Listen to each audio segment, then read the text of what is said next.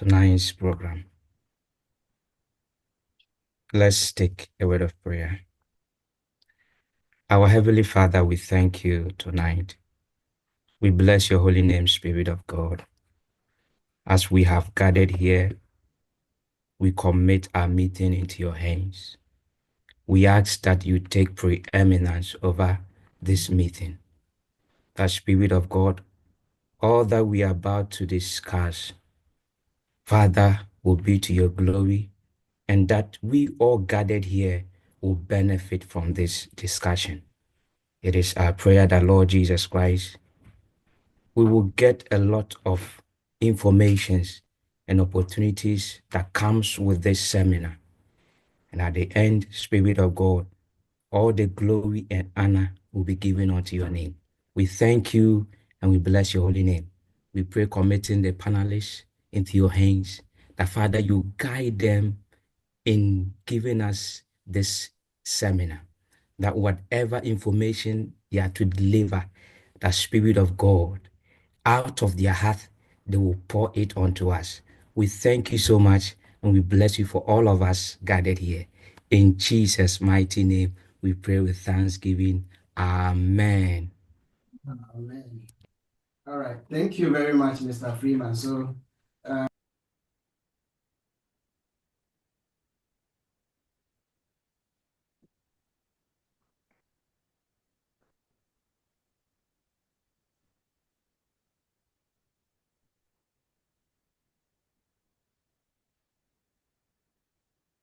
please, can I be heard? Yes, you can be heard. Okay. Sorry. So, welcome once again, everyone, to this program. This seminar is purposely planned to discuss, and actually, it's not going to be a one-man presentation, but we are going to be discussing opportunities that we can explore from China here. So we know most of us would like to further our education after China. So that is one of the reasons why we decided to put up this program. So we have our panels over here, our panelists that will be taking over from here. And actually, we are not going to have much of a talk from our panelists or in terms of presentation. So we are going to be having a discussion session where we can ask questions related to scholarship, how we can secure funding, how we can reach out to professors, information that we can put on our CV, how we can draft cover letters. I mean, from here, if you are a master's student and you would like to pursue your PhD, if you are a PhD, you want to pursue postdoc, or maybe a bachelor student who want to also pursue masters or something. These are the areas that we are going to be discussing. So we are going to tackle both America and Europe. And without much ado, we have our panels or our panelists in our midst. So I'll be introducing them. Our first panelist is in the person of... Okay, so our first panelist is in the person of Mr. Bright. So we normally call him Bright, but his name is known as Alasan Sikpam Isaka. So he's a PhD candidate in the Department of Material Science and Nuclear Engineering at the University of Florida, USA. He holds a master's degree in environmental engineering from Central South University, Changsha, China.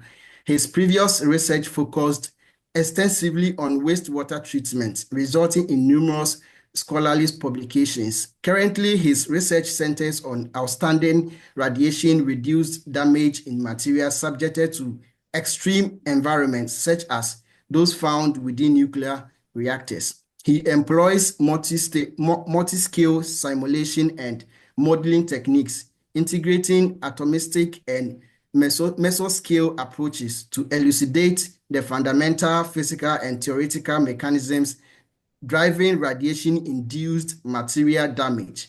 His work contributes critical insight necessary for the development of advanced materials in nuclear and aerospace applications and is currently funded by the U.S. Department of Energy. So he is our first panelist. And our second panelist is in the person of Charles Amanzi, PhD. So Mr. Charles or Dr. Charles is a researcher at the Department of Civil and Environmental Engineering, College of Engineering, Florida State University, USA. He holds a PhD in microbiology from Central South University, Changsha, China.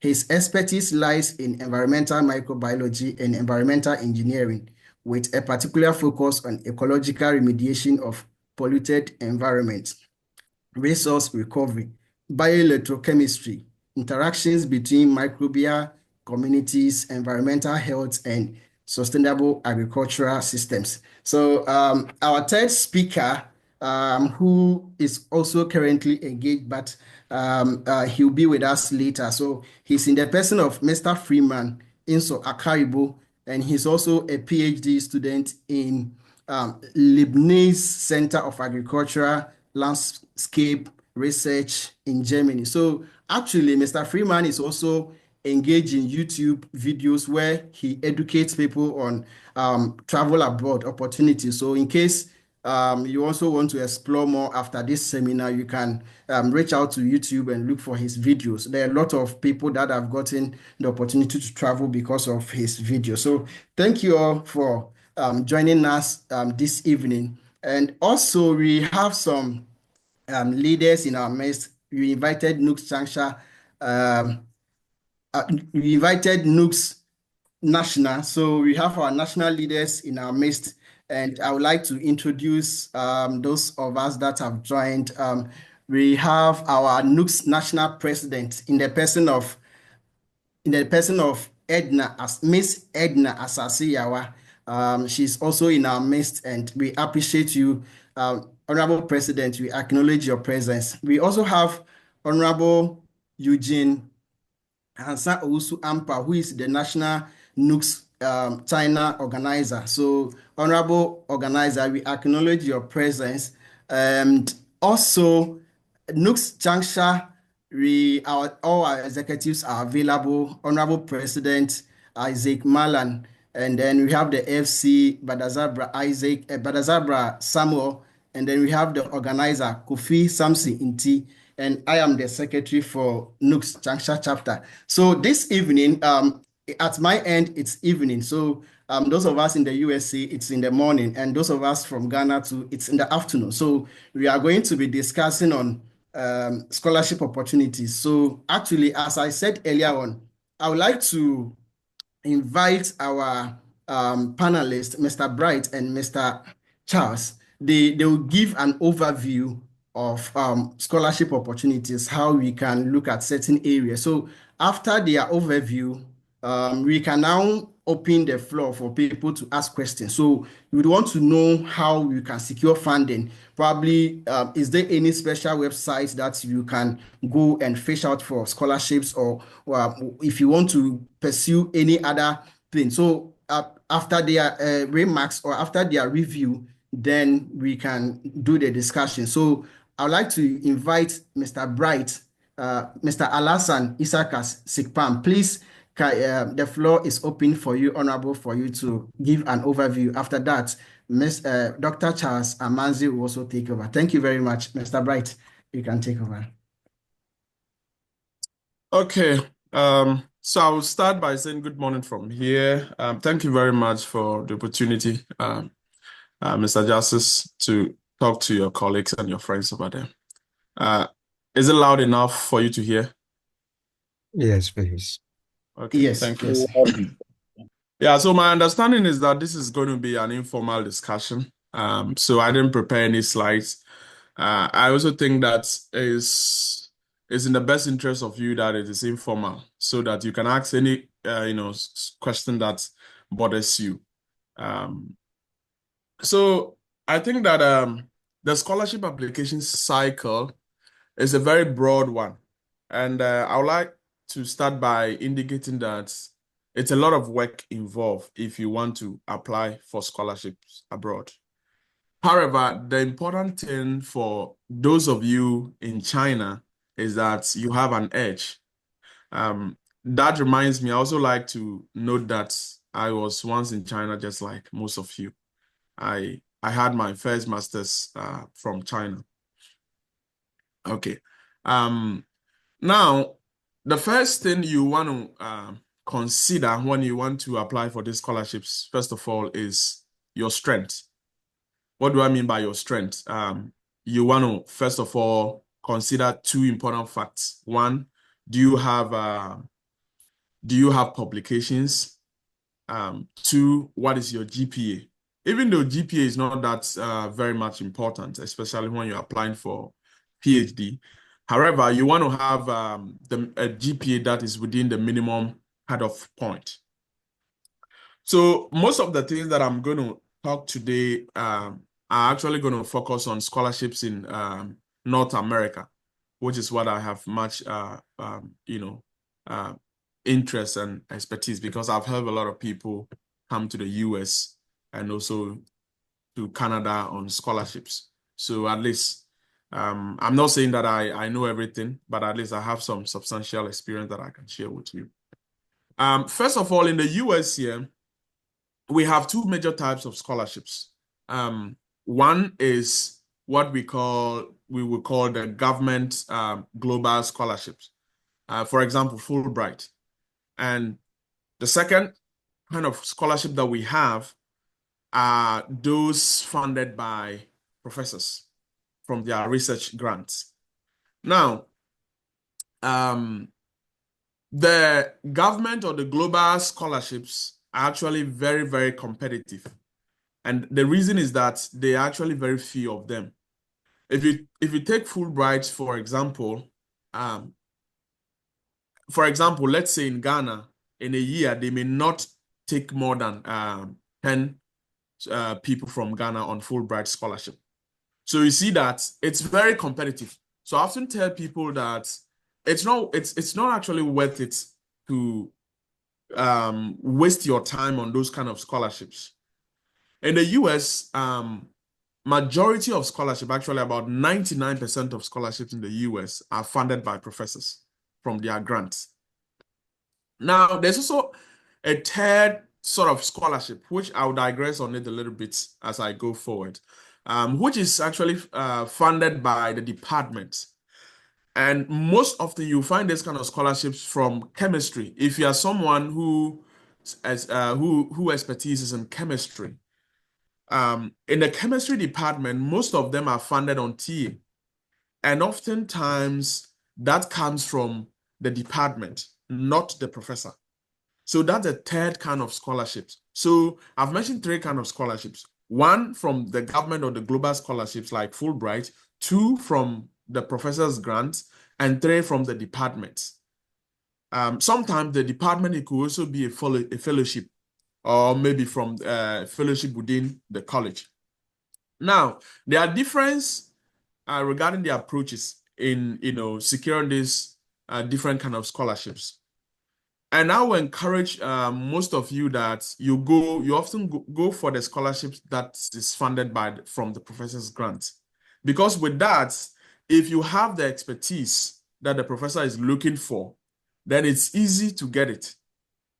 And I mentioned about 99% of scholarships, especially in the US here, in Canada and in Australia, they are funded from the professor's grant. Now, the first thing that you want to do, and by the way, before I proceed, let me mention, there are some tools that are very important that you want to use to get these kind of scholarships. Number one is LinkedIn.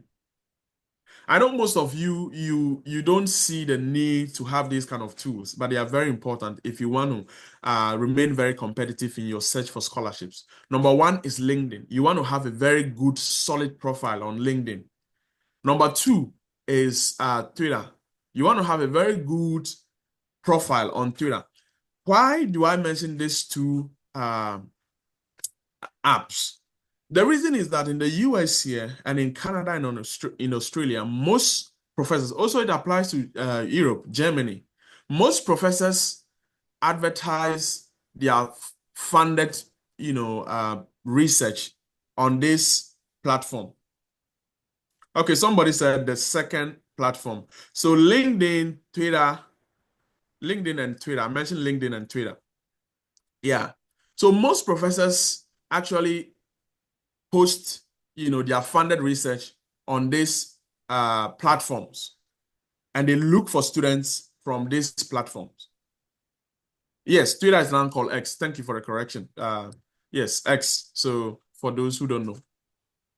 So, and once you have the profile, and the first thing you want to do is these two platforms, they have filters. You want to filter it in a way that you can follow most professors from your field. You can set up your filter, to follow professors based on their university's affiliation or based on their region, the region in which they are coming from. You can say that, okay, follow professors from North America or professors in environmental engineering from USA. It's very easy to set up those filters. Now, by the time that you start following, let's say, about 200 professors in environmental engineering from US, I can almost guarantee you that every day you will see at least one professor share a funded research on that platform. And that is your best bet. So once you see that, then you begin to email them. And I'll touch on that a little bit. You don't just email, but there are things that you need to do to stand out competitive. Now, I've helped students who initially would send me their CV and it's 5-page long. That is not acceptable. As a master's student, or let's say as a first degree student in China or in Ghana, you want to reach out to a professor and you send him a CV that is 5-page long. That is totally unacceptable. Most of the professors will not even read it. So you have to design your CV in a manner that it is a maximum of 2 pages long. Your CV should not go beyond 2 pages long. As a master's student, I don't know what at all you have on your CV that is going to be 5 pages long. Because even professors, when they are looking for a job, they will submit a CV of 10 pages, a maximum of 10 pages long. So if you as a master's student, you are sending a CV that is about 5 pages long, there's a problem. So one thing you need to look out is how to design your CV. Your CV must be catchy. It must be straight to the point. You don't want to, holding positions, being a leader, being in leadership position is good. Okay. And I'll explain that is good, but not in all situations. For example, if you are looking for scholarship that is funded by a professor's grant, outlining your leadership, qualifications so much, stressing on it so much on your CV doesn't help you. Why? Because the professor is not looking for a leader, somebody to come. He's already a leader. He's the PI of the project. He's just looking for a student who has expertise or a student who can work to come and do the job. So in that sense, it doesn't help much to stress on your leadership, skills or leadership portfolios that you've held before. What the thing that you want to highlight most, and which is very paramount, is your research skills. You want to go straight to the point and say that, okay, I've done X, Y, Z. I know how to use ion chromatography. I know how to do wastewater, surveillance, how to do wastewater analysis and all of those things. I have published this number of research articles in these journals. Those are the things that the professor wants to see. And sometimes I had this lady ask me this question. It's not all the time that you need to actually publish the paper before you can, indicate it in your CV. Once you've submitted the paper and it's under review, you can indicate it in your CV and, just put into brackets, maybe under peer review. Professors understand this very well, more than you do. They know that sometimes it takes a minimum of about 1 year to publish a paper in a very good journal.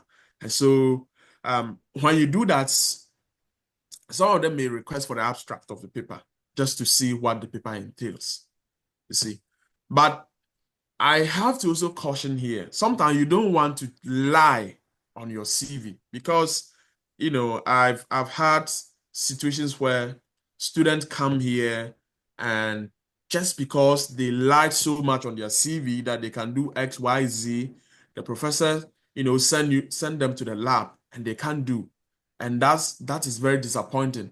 And, bring in so much trouble. So I think I've touched on some of the tools that you need, LinkedIn and Twitter, or X, as they now call it. I've also touched on the CV. I've touched on the three major kind of scholarships in the US here.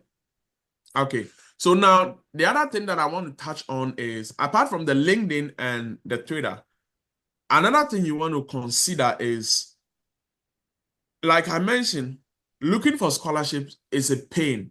It's a lot of work. It's a lot of work. So you want to be able to sit down and go to the university website. That's your first point of contact. Now, most people don't want to do that, but I can almost guarantee you that if you don't do this, most of your scholarship, 99%, will not be successful, because it is only in the university website that you will find out the criteria. What is the cutoff GPA that the school admits? And when it comes to those ceiling, the cutoff GPA and the minimum requirement that the schools require, there are two types, and I will mention that briefly. First of all, we have the minimum criteria, which is the minimum. If I say minimum, I actually mean minimum. The minimum criteria set off by the graduate school. That's your first point of contact. That's the minimum threshold. So that you go to the graduate school website, they are going to outline the minimum threshold that a student should meet before even attempting to submit an application.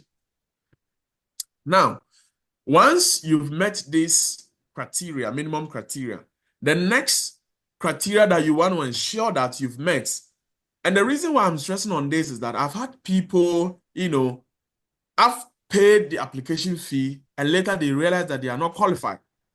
Now, sad to say, application fee paid is non-refundable. That's the truth. Now, so after you've ensured that you've met the minimum criteria from the graduate school of the university, the second layer that you want to ensure that you've met is the department criteria. Most departments have different criteria, slightly higher than the graduate school. So you want to ensure that you have met these two criteria. The minimum threshold is often from the graduate school. So your first point of contact is to go to the graduate school. First of all, look at whether or not they require English proficiency. That's the first thing you want to make sure. Second, you want to make sure whether or not the school requires GRE exams, test scores. And third, you want to look out for the GPA cutoff. Now, these are the three things most often you see from the graduate school website. So once you've met these three criteria from the graduate school website, the next layer you want to ensure that you are qualified is the department criteria, their threshold. Now you go to the department that you want to apply to. For example, if you want to apply to Department of Civil and Environmental Engineering or Department of Materials Engineering or Nuclear Engineering, you go to the department website and you look at what is their cutoff point. First of all, does the department require English proficiency? Second, what is their minimum GPA that they require? And third, do they require graduate record exams, which is a GRE exam score? Now, often in few situations, I think after since the inception of COVID, most universities in the US here decided to waive GRE and English proficiency exam scores. They decided to waive it. But now some schools are rolling it back. So you want to make sure. So even it's a little bit tricky here. Even most schools, the graduates school may not require English proficiency tests, but you find out that you go to the department and the department says that they require it. So it's a little tricky. So you want to make sure that you've met the criteria in from these two stages before you submit your application. Now, I think that's enough. I'll just leave that so that for further questions, if you have further questions regarding this. Now, the next thing that I want to touch is the issue of application fees. Okay. Now, you realize that for some of you who are in China, most of you are on scholarship. So you'll be able to pay for the application fees, even though I know that some schools is expensive. $100 is a lot of money in China. But the problem here is my folks from Ghana who probably are not even working. They don't have money. And so application fee is a huge, limitation. They cannot even submit application because they don't have application fee. Now, the good news is that most of the schools actually have application fee waiver. It's just that you don't know. They have application fee waiver, and there's a way to get this waiver. I've submitted to many schools that I never paid for application fee, actually. Now, the first thing you want to do if you want to get this waiver is to make sure that you attend what they call in the US here graduate recruitment day. It has different names from one school to the other. So you can just go to the university and read. And this is often done long before the application even starts.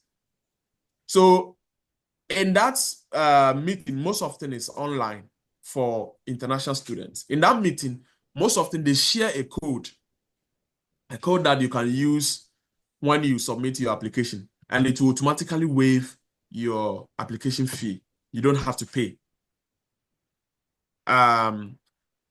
Second, if let's say you were not able to attend the recruitment seminar or webinar or whatever they call it, the next thing you can do to get the waiver is to email the graduate coordinator of the department. Either the graduate coordinator of the department or the graduates or somebody from the graduate school, but most often it has to do with the graduate coordinator from the department. Now, the graduate coordinator from every department is your number one go-to person when you are doing application, because he's the one who's responsible for answering all the questions, the doubts you may have in your mind, and all of those things. He actually knows everything about the application and what the department actually needs. And so he's the number one. So don't feel intimidated reaching out to the graduate coordinator. Most often the graduate coordinators are professors. They are well-established professors in the department. And they are often very kind people. And they answer most questions that you have. So you want to reach out to this person and let the person know that you are. Some schools, by the way, let me also point out, some schools actually have a criteria. They've actually outlined the criteria within the department for obtaining application fee waiver. Some schools do not have any waiver at all. Some schools do not, let me mention that clearly, do not have any waiver at all. But one way, which I've done this for myself and for some people that I've helped before, one way to get the waiver is to reach out to the graduate coordinator and tell the coordinator that, hey, I am Mr. or Mrs. So and so. I'm from a low-income family. We have, this is the income we have in our family. USA, when you mention income, it's always the annual income. So because of that, I'm unable to pay for the application fee of $50. And by the way, $50 is equivalent to, because of the exchange rate difference, is equivalent to this amount of thousands of Ghana cedis. That's a huge amount of money. And that is equivalent to, let's say, about 3 months of salary. That is if you are working. So because of that, I'm unable to submit my application. Is there a way that you can waive my application fee for me? Just a very polite question. Most often you find out that they're able to waive it for you. I've had somebody submitted about 10 applications and he only had to pay for just one. So yes, you don't need to have money before you can submit an application. There are application fee waiver, and you just have to know how to go about it. And I think, so I'll just pause here because I think I've taken enough time. There are a lot of things that I have not actually touched. I just want to give the platform to Charles to also, touch on things that I've not touched. And, it's an informal discussion. Just feel free. This is your opportunity. Feel free, ask any question. There's no stupid or wrong question here. Feel free, ask any question at all that you have, and I'll try my best to attempt to answer it to the best that I can. So with that, I'll yield the floor to the MC. Thank you.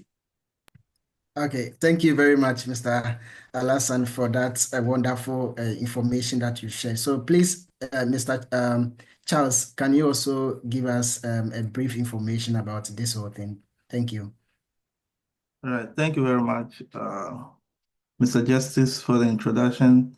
And thanks to Mr. Alasan for his submissions. Actually, right now, I think Mr. Alasan has said it all, but I am just here to highlight on some key things he did mention earlier on. So for me, I'm going to just explain some few steps that you can take to apply for schools in the US. Because like a lot of people do ask me, like, what should I do? How do I go about the school application? What is the first step and all those things? And it is very important that as someone who aspires to actually apply to schools in the US, you need to know some of the key things you need to do before you can get admitted here. So without wasting my time, I'll first of all speak about one step is knowing the preferred program you want to offer. So if you actually want to school in the US, you need to know which program you want to offer. So many people do not actually know what they want to offer, So you can see someone pursuing economics and other person to doing something related to maybe arts, asking you, a science student or a science professional, like what program he or she should choose, in the next step, which sometimes I think is something you should do by yourself. So you should know the preferred program you want to offer. And why am I talking about this aspect is because it's very important. If you don't know the program, then what do you want to come and do in the US? That's the question. So the program. So, in the US, sometimes the program names may differ according to what you know. For instance, those in agricultural sciences in Ghana, you see somebody saying he is offering, like, let's take it, plant science. Likewise, when you come to the US, it could be of different name, maybe crop science or sometimes even within the biological science department. So it all depends on the specific research field you are looking at for. So what I normally tell people is that before you start school application, know the program, know the specific things that are required for the program. So if you are looking for an agricultural program like crop science, then it means that you need to look deep into the programs of the schools. Somebody can just come and tell you, oh, I didn't find the program there. But the program is right there. Biological science, when you look into the biological department, there are professors who are majored in crop or, crop physiology, horticulture, and all those things. Just because he or she didn't see something related to crop science, plant science, that means the program is not there. So know the kind of program you want to offer in the US before. Then secondly, once you know the program you want to pursue, you search for suitable schools. So you search for suitable schools. There are different ways you can actually search for suitable schools. As Mr. Alasan did mention, you can go to X, you can go to LinkedIn. Most of the institutions, you can even find their coordinators and everything there. But then the easiest way is, one place you can find most of the schools in the US is called the US News and World Report. So this is a website that gives account of every school and its performance, ranking. So if you really want to find out which schools are in the US, you can visit US News and World Report. Another important website is the gradschool.com. Gradschool.com is a popular website here in the US where you can navigate programs or the schools you want to actually get into. Then we have another one called Princeton News or Princeton Review. So Princeton Review is like a website that actually ranks, schools and students' performances. So Princeton News Reviews, you can see most of the schools that are quite, good in the US at Princeton Reviews. And other apps too, like we have the Petersons. Yeah, Petersons is a comprehensive app, but mostly they focus on the undergraduate programs. And then we have the Common App. So the most useful ones here for graduate students is the US News and World Report, the graduateschool.com, then the Princeton Review. So when you have these apps, you can always see the programs, the schools which are available in the US. Now, having known the school you want to actually get into, the next thing you need to do is to be sure to take note of the programs that are available in this school, as I did mention in the earlier thing. You need to know which programs do they have. Some schools may offer specific programs, others may not actually offer the specific programs you want. So once you know these schools you want to get into, just go through the various websites. When you go into there, I think that will be another discussion for another day, like how to navigate your way through. You can also ask questions during question and answer time, as to how to go into the websites and find out which programs you actually want. So the first step is to actually look through the school website and then check and see if your program you actually want to offer is currently available there. If it is, then it means that you need to look through the school, the program, curriculum, if actually it fits what you want. I have had countless of students most of the times complaining that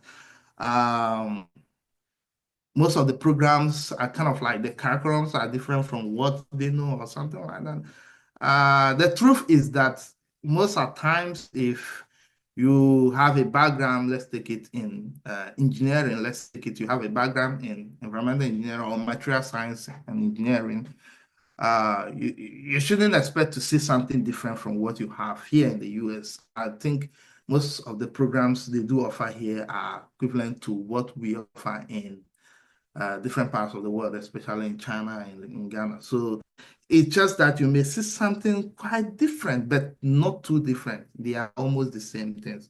So most of the times you need to look through the schools and the programs. And once you have identified the specific program you want to pursue, then that is where you now ask yourself, what next? You have identified that, probably you want to pursue botany, or you want to pursue a program related to maybe chemistry. So what do? You need to now ask yourself, like, how do I go about the application? And this is the most crucial aspect of schools applications in the US. So once you identify the program and then you identify that this school pursues this program, my next advice to you is to start looking at the faculty members. The faculty members. Do not bypass this stage. Why do you want to look out for the faculty members? Because you actually want to secure funding, which is the most important step. Without funding, you cannot get into the US. Because when you go to the embassy today, you need to answer questions related to how you are going to fund your studies and how you are going to take care of yourself here. Things are very expensive here. Don't just sit outside there and think that, things are cheap. Here things are very expensive. So you need to look out for the funding. And that is where you can start looking at for professors within that program. Maybe within the chemistry department, Professor A offers this, he has research experience related to this, And most of you in China, you have this advantage because you have already done a lot of research. So if you're a chemistry student, we should expect that you should have learned certain skills, So at that moment, you can now, see the professor who actually aligns, whose research aligns with yours. So if you identify some of the professors whose research aligns with yours, then you can reach out to them, which I think my good friend, Mr.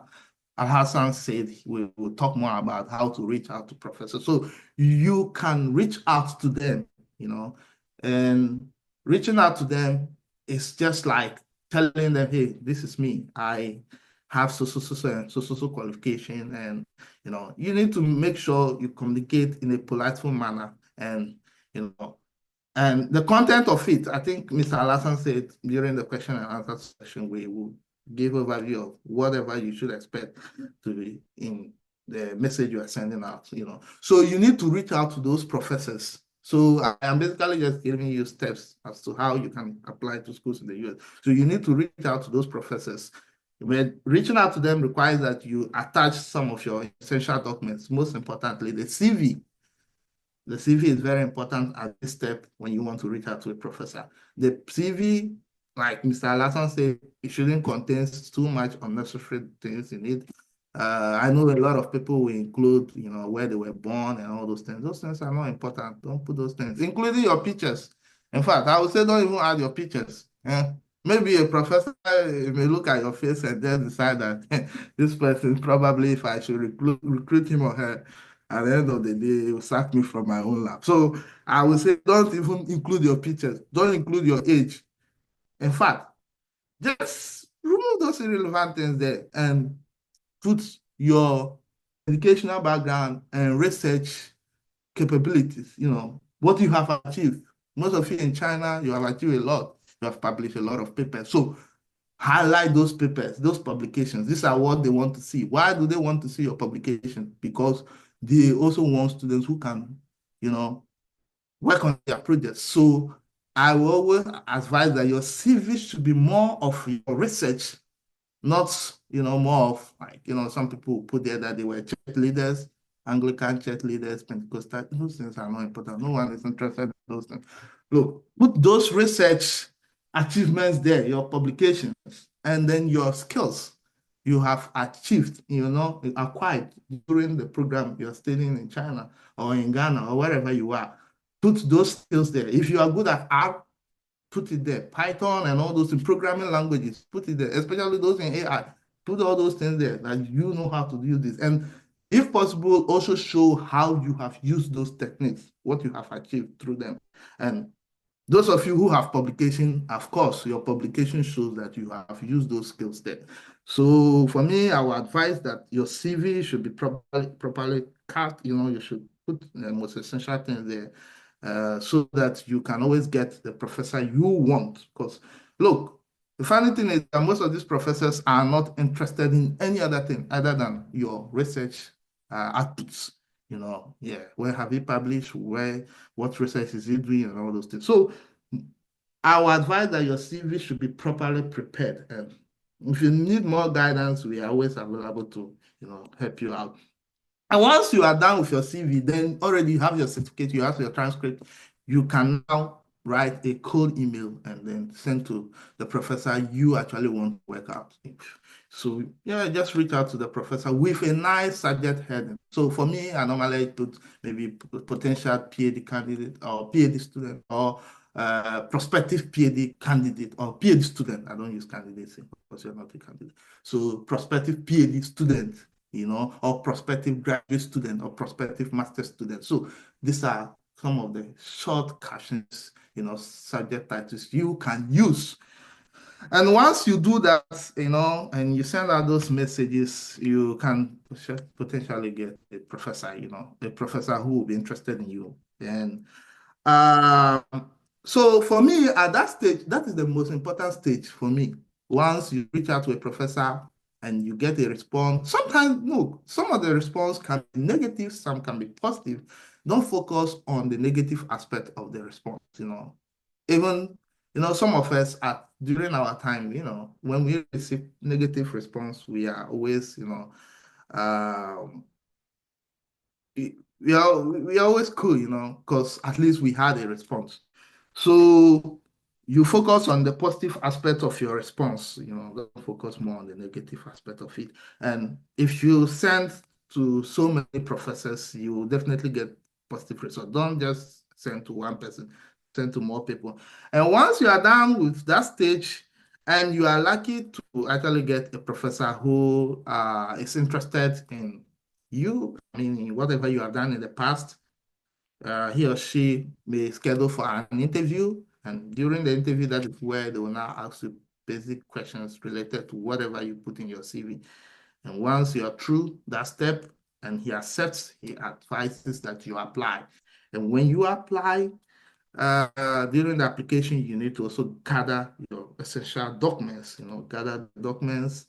And most of the times, I think Mr. Alassane did speak about the documents which we all require for graduate school application. So he has already mentioned that. Gather those documents. And for me, I will also talk more about the SOP. Make sure the statement of purpose. You have your statement of purpose. Most of the schools, they will ask for, I think, not, they use different names, but these things all mean the same thing. SOP, letter of motivation, and all those things. So that is where you are going to talk more about yourself and your achievements in the past and the skills you possess. And then you mention your faculty member who accepted you or who you intend working with in your SOP. So that aspect to gathering documents and working on your SOP is important. After that, then you can now start your application. Yeah, so once you apply and everything goes through, and that's it. So I won't waste much time. I think this is just a brief discussion related to what I want to talk about. So if you have other questions, you can always ask. Look, we have a lot of advice to give out, so it depends on the kind of questions you ask. And thank you very much, Mr. Justice, for this opportunity. Thank you very much for an insightful information being shared by Mr. Bright and also Mr. Charles. Thank you very much. So we have some leaders. We have some leaders here that I would like to acknowledge. We have our National Secretary, who is in the person of Miss Mary Anampok, the National Secretary. So we acknowledge your presence in this meeting. And also we have the President from Jekjan, Mr. Timmy. So please, we acknowledge your presence. And then also we have the president from Yiyuan, who is Miss. Okay, so please, I want to suggest to everyone that if you can, so those of us that are in China from various NUGS chapters, can you label your name together with your chapter so that we can acknowledge your chapter, especially with the leaders, so that we can acknowledge you? If not, I wouldn't be able to know the chapter that we are representing. So we also have Miss Erica, who is the Taiyuan president. We acknowledge your presence in this meeting. Please try to change your name and then your chapter, attach your chapter to your name so that we can acknowledge you.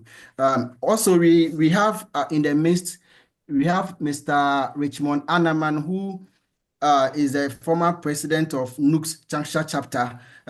He's the former president of NUGS-Changsha Chapter. So we acknowledge your presence in this meeting.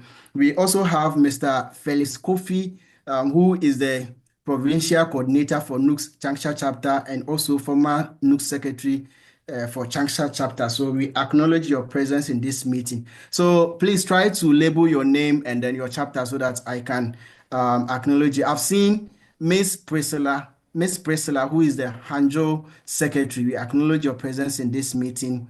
And then also, okay, I've seen Mr. Otniel, who is the Nangshan organizer. Thanks for joining this meeting. Okay. All right, so okay, I've seen Imran, Beijing from Beijing chapter. Imran, so we acknowledge your presence and we thank you for joining this meeting.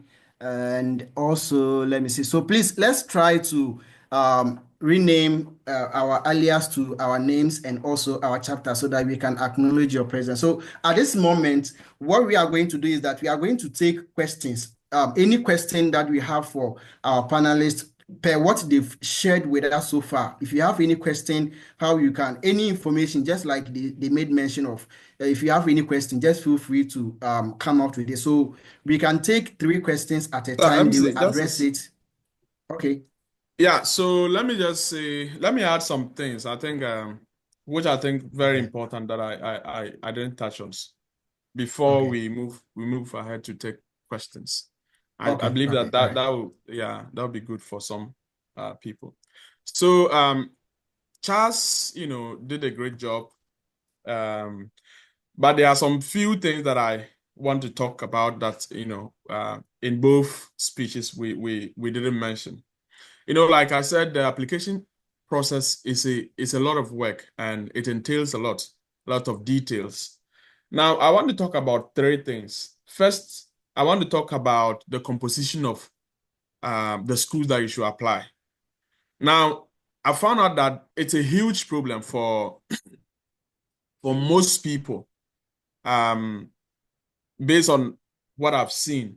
Some people, actually do not, Charles already mentioned where you can find the ranking of the universities and all of those is their information. You can go to US News and World Reports ranking, which is what is the most credible and go-to source in the US here. It's not about QS World or whatever, QS ranking, USA. When you find out that when you come to USA, you probably would never hear about QS ranking. They don't care about that. It's a US News and World ranking that they use for everything. So you want to go there for the ranking of the institution and all of those things. Now, the composition is very important. First, I've seen someone, there's a young guy that I was trying to help to do some applications. And I asked him to send me the list of schools that he thinks he wants to apply. And the list of schools, so he sent me 5 lists of schools, the names of 5 schools in the US. So I immediately told him that I can almost guarantee you that if you do not get admission in one of this university, you probably will not get admission in all of them. And that boils down to the composition. So you want to mix the schools. For example, in the US here, so if you want to apply to schools in the US here, these are the 3 categories that you should make sure that you have at least a school from each of this category. Why do you do this? Because you want to balance it for security, so that at least even if you are not getting admission in one, you will get in the other one. For example, we have category A schools in the US here. And the category A schools are the top private Ivy League universities and top public Ivy Leagues. So those constitute the category A.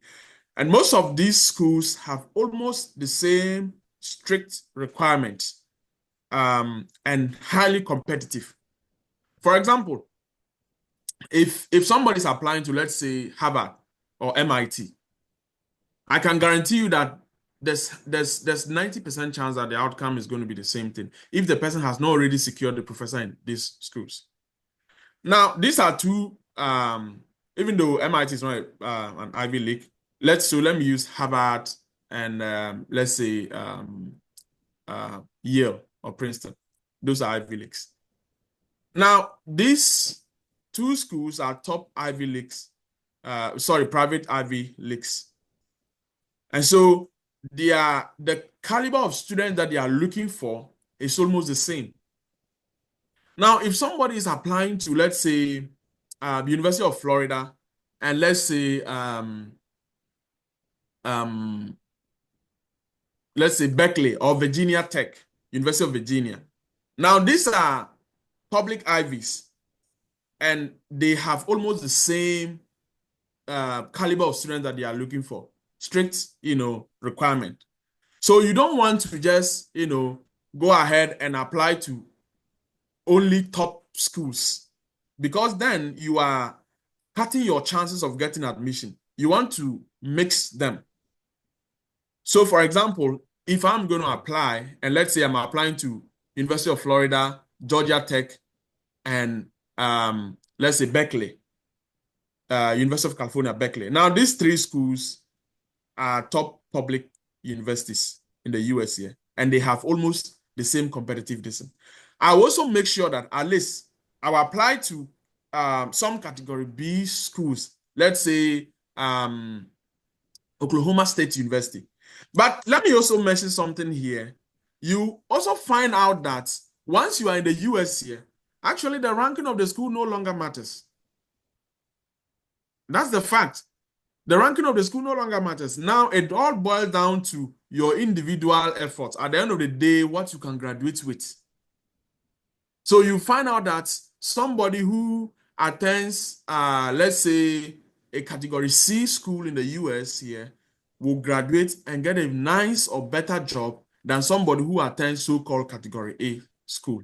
So don't be so obsessed with the ranking. I tell you that when I was doing my application, I didn't get anybody to advise me on these things. If I had somebody to advise me on these things, probably I wouldn't make certain mistakes that I made. You know, there's a tendency that when you are outside of US, you are so obsessed with ranking. Oh, I want to go to this top school. No, once you are here in US here, there's decentralization. Every school matters. And once you finish every school, you get a good job. One of my department chair in Ghana once made a very sarcastic remark. He said that any village school in the US is better than the best school in Ghana. I mean, sad to say, but that's the truth.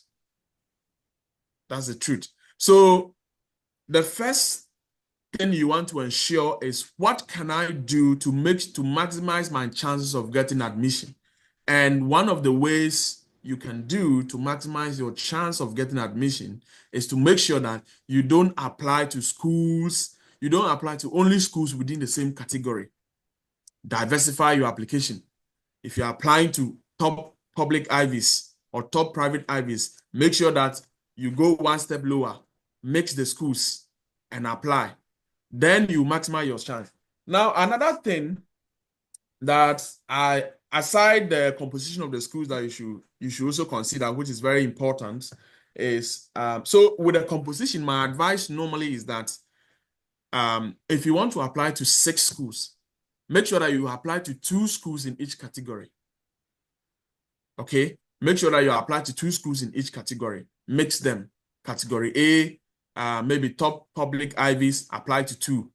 You come to category B, top state level universities, apply to 2. And then you go to category C, apply to 2. At the end of the day, when you get offer from all of these universities, it may turn out that you may not even go to the so-called top school, because maybe the offer from this school may not be the best. Because for most of us from Ghana, the first advice I tell people is that 2 things, once you get the offer, 2 things are very critical. 1, the professor you are going to work with, and 2, the money. Very important. We cannot neglect, we cannot, we cannot claim that money is not important. It's very important. Once you are here, you realize that money is the paycheck that you get is very important. But what is even more important is the professor that you are coming to work with. At this point, I'm assuming that everybody is coming as a PhD, student. However, I recognize the fact that some people may come as master's, student. It's all important, the professor you are coming to work with, because in the US here, there are terrible, terrible, terrible professors. Some of them are really, really terrible, and they will frustrate you. I once told someone not to reach to a particular professor, because I can guarantee you that if you reach out to that professor, he always has funding. He always has funding, no matter what. But the question you should be asking is that, why is it that this professor always has funding? It's not because he's so good and he gets funding all the time. It's just because he doesn't get students, because he's a very toxic person. You can't stand. So I'll leave that side. Now, the next thing I want to tackle, Charles mentioned something called cold emailing. But he didn't go into the details. Now, I want to use this opportunity and go into the details of how to cold email a professor. Now, before you attempt to cold email a professor, and what we actually mean by cold emailing is essentially just, expressing your interest to join the professor's lab via email, the initial email. Now, the first impression that you want to give to a professor is very crucial, very, very important. You don't want to create an impression that this is not a good student. The professor will probably not even read the email once you give that impression. And something that I want to highlight. In the US here, most professors are very keen on details. They are very detail oriented. And so sometimes you go to the professor's lab, he has indicated how a prospective PhD student should reach out. And they have specific title. Make sure that you read all of these things. There are no shortcuts. I tell people there are no shortcuts in the application, in the applying to schools. You can't skip certain stages. You must read everything. Now, the first thing you want to do before you call email a professor is make sure that at least you read one published article, and it should be a recent article from the professor. Make sure that you take time, read the article, understand what it is talking about, understand what it is. It's okay not to understand everything. I mean, it's completely fine, and professors know this. Now, you want to use that article as your basis to establish a relationship by reaching out to the professor. Once you've read that paper, the next thing you want to do is that, and I've already talked about CV, so I'll not spend much time on that. Make sure you have at least 1-page CV. And I will talk about, so before I go ahead, let me just mention some brief outline of how the CV should look like. Charles mentioned something very, very important. Do not add your picture. I've seen people add their picture. Very unnecessary. That can cost you an offer that you could have gotten. Some of them are very racist. Once they see that you are black, they will not even read. So you don't want to add your CV. It's not advisable. You don't want to add your age. Nobody's interested in your age. You don't want to, it's not even important to add where you are coming from, say Ghana. No, all those things are irrelevant stuff. First thing, your CV should bear your name in full. It should bear maybe your address. It should bear your telephone number. It should bear your email. Very, very important. Very important. Those things should be at the top. Name, address, email, phone number. Then your CV, the next thing should be your educational background. List the schools that you've attended. List the GPA that you have. So if you're applying for a PhD, I'm assuming that you already have maybe a fair undergrad and then master's degree. I'll come back to touch on the fact that you can also apply for PhD here with an undergrad degree straight if you graduated with good class. So I'm leaving that for now. If you're an undergrad here and you are thinking of doing that, I encourage you to do it. It's highly possible to get a PhD in the USA without master's degree.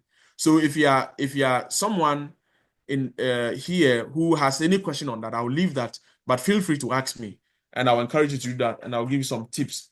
Now, after your educational background, the next thing is your research interests and skills. You want to outline your research interests and skills. Research interests and skills that, okay, you have interest in this X, Y, Z. After that, some people have attended some training seminars or webinars. If you find out that those training seminars you've attended or webinars are important to the professor or to the application that you want to submit, it's good to add it. Yes. And the next most important thing is your published articles or peer review articles, either published or under peer review. You want to list all of them, published or under peer review. And last, but very important, and I'll mention this, I had a student that I was helping him submit application. And in fact, he's in my alma mater, Central South University. He's currently still there. I'll not mention his name.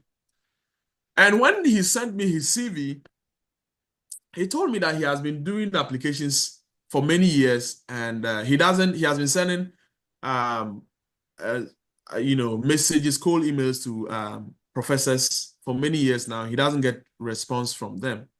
So I asked him to send me his CV. And when he sent me his CV, something stood out very, strikingly.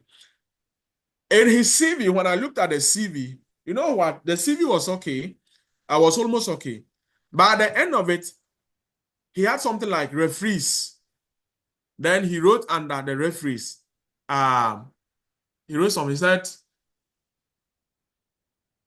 referees will be given upon contact or something like that. Like to say that if you need to know the referees as a professor, contact him. Now, see, for some of you, you may think this is a joke, but I tell you, if I'm a professor, I will never pick a student like that. That's already a big red flag. And you as a professors are very, like I mentioned, detail-oriented. You see, trust is a serious issue here. You don't want to give a room for a professor not to trust you in the first place. Now, if you send me your CV and there are no referees, and then you tell me that, okay, if I need to know the referees that you have, I should contact you. That's already a red flag. I can almost certainly think or believe that you have trust issues. Yeah, and that's true. So I told him that you are never going to get offer or response from any professor with this kind of CV, because professors are going to think that it means that the people that you've worked with them previously, you have issues with them. So that's why you don't want to list anybody. You see? So the referee section is very important. It's not just there to fill some gap in the CV. You want to list at least a minimum of 2 referees in the CV. At least. And it shouldn't be people that when they contact them, they will give a bad impression about you. It should be professors or people that you've worked with that when they contact them, they will give an excellent impression about who you are. So at least a minimum of 2 referees is fine. Okay, so that said, so let me now go back and finish how to reach out to the professor. I mentioned the fact that first thing, read the professor's, go to the professor's lab, read at least one recent paper from the professor's lab, and then prepare your CV, which I've talked about how the outline of the CV should look like. Then the next thing you want to do is to prepare a 1-page cover letter. Now, notice that this is not a statement of purpose. This is just a cover letter to introduce who you are, your research, briefly, not SOP. Now, in the cover letter, some people may just write the cover letter in Word document. Other people may just decide to let the cover letter be the body of the email that they will send. Now, something that I must highlight here, you don't want to send email that is equivalent to 2 pages. The professors don't have time. USCS studies have found that can all you mention be on a 1-page? Can all you mention be on? I don't quite understand what you mean. Can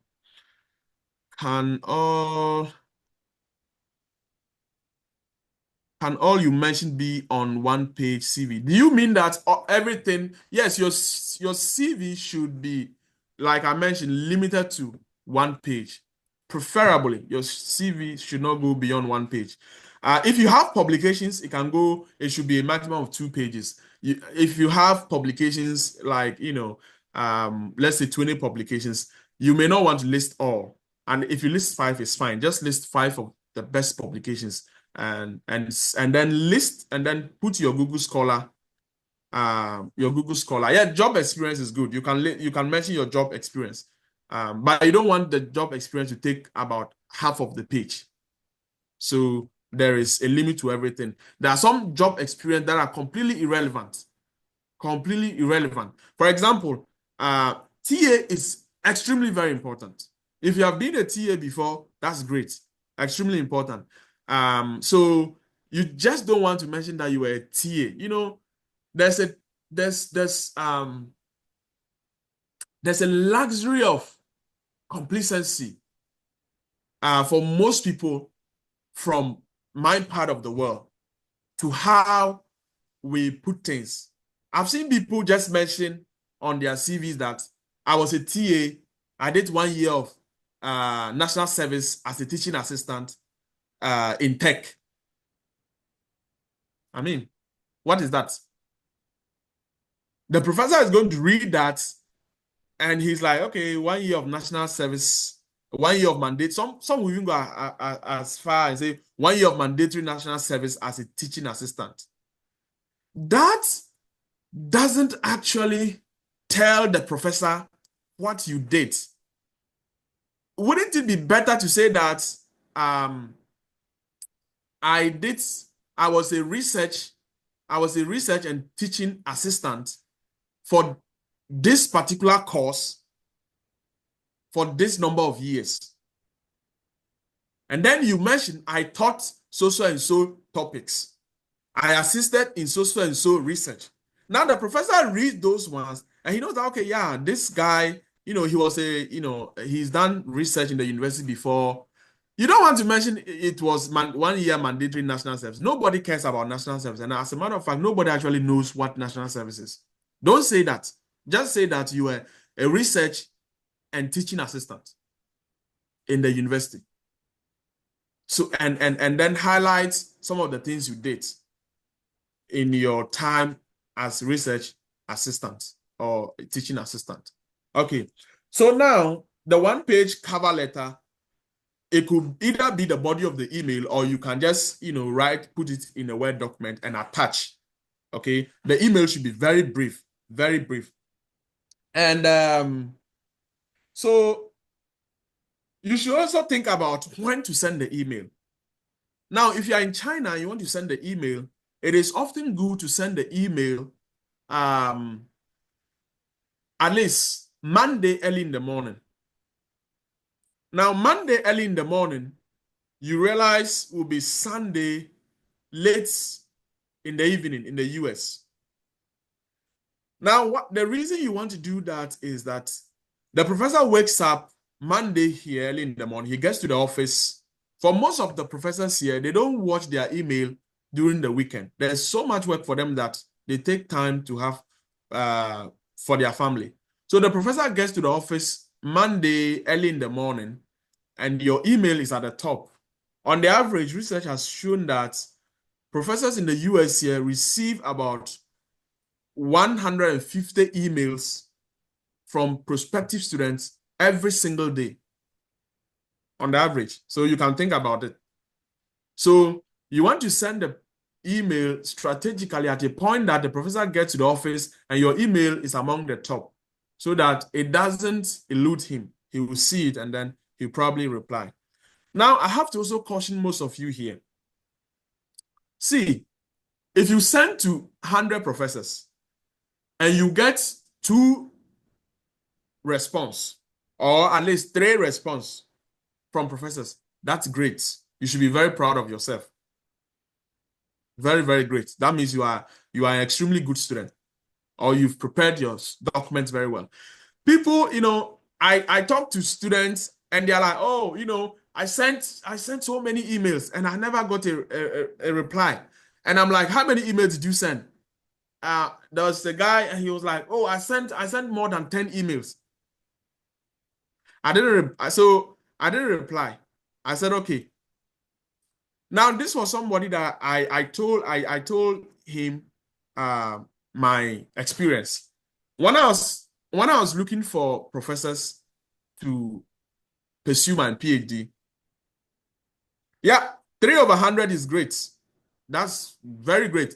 And this 3 over 100 doesn't mean that they've made you offer. Just reply. If you get 3 replies from over 100, that's great. You are doing a great job. And so you should keep up. I sent to probably more than 300 professors. Yeah. And I think at some point I opened my email and I decided to count. I counted over 200 and I was tired. So I paused. I sent to. So when I tell people that I applied to 7 universities in the USA and I have offers from all these universities, and they're like, wow, how did you do it? It's not magic. It's not magic. It's just that you have to sit down. Americans will say you have to sit your ass down. You have to sit down and do. It's a lot of work. Yes, it's a lot of work. And at the time that I was applying, I had so many publications. Arguably in some of the best journals at the time in my field. But you can imagine how I struggle to get response from professors.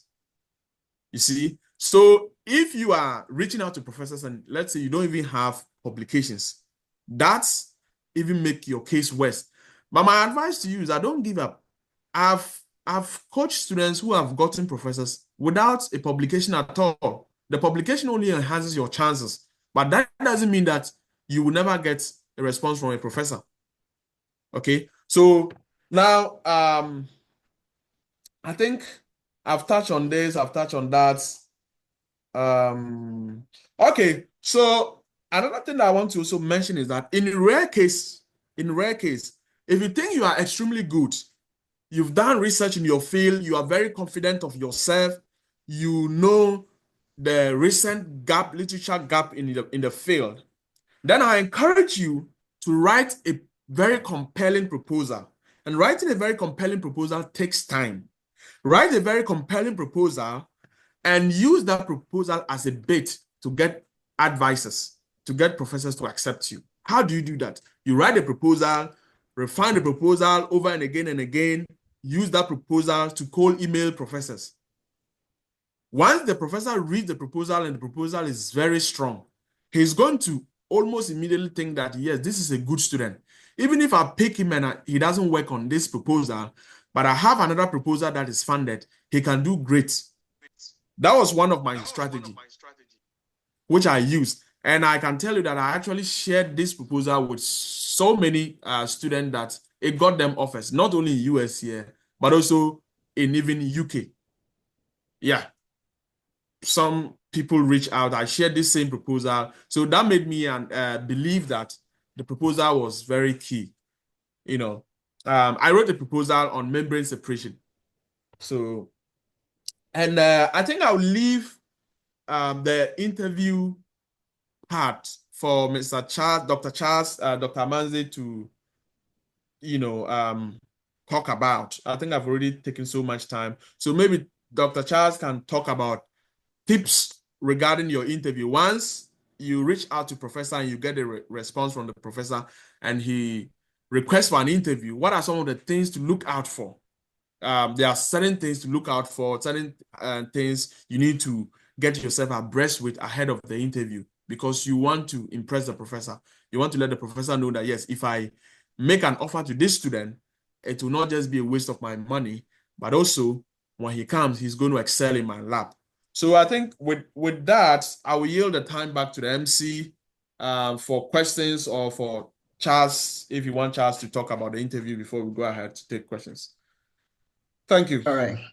All right. Thank you very much, Mr. Bright, for that insightful information. So I would like to acknowledge the presence of Miss Abigaite XJTU. I don't know what that means, but okay. So Miss Arama, who is the secretary for NUGS Chapter, is also here representing Changsha Chapter. So we acknowledge your presence. And also Mr. Barnes from Qingdao, who is also repping over here. So we acknowledge your presence. So please try to add your chapter to your name so that we can acknowledge you. All right. So, Mr. Charles, Dr. Charles, would you like to tackle the interview session before we take questions, or we should just merge it together? We should allow people to ask questions. Which one do you prefer? I think that maybe we can take the question so that maybe I'm sure someone will ask something related to that, then we can do it together. All right, that makes sense. Okay. Okay. All right. So, fellow colleagues, I think at this moment we can ask questions. So if you want to, you can just use raise your hand. You can just raise your hand to ask your question, as well as also if you can't talk, you can also type in the comment section. So I've seen someone asking that in Ghana, publication is not really stressed on, especially during master's studies. So how can someone in that situation present their CV convincingly when applying for a postgraduate program or reaching out to a potential supervisor? Yeah, so I think that is one of their questions. Let's take two additional questions, then we tackle them together. All right, so if you have any question, please just raise your hand and then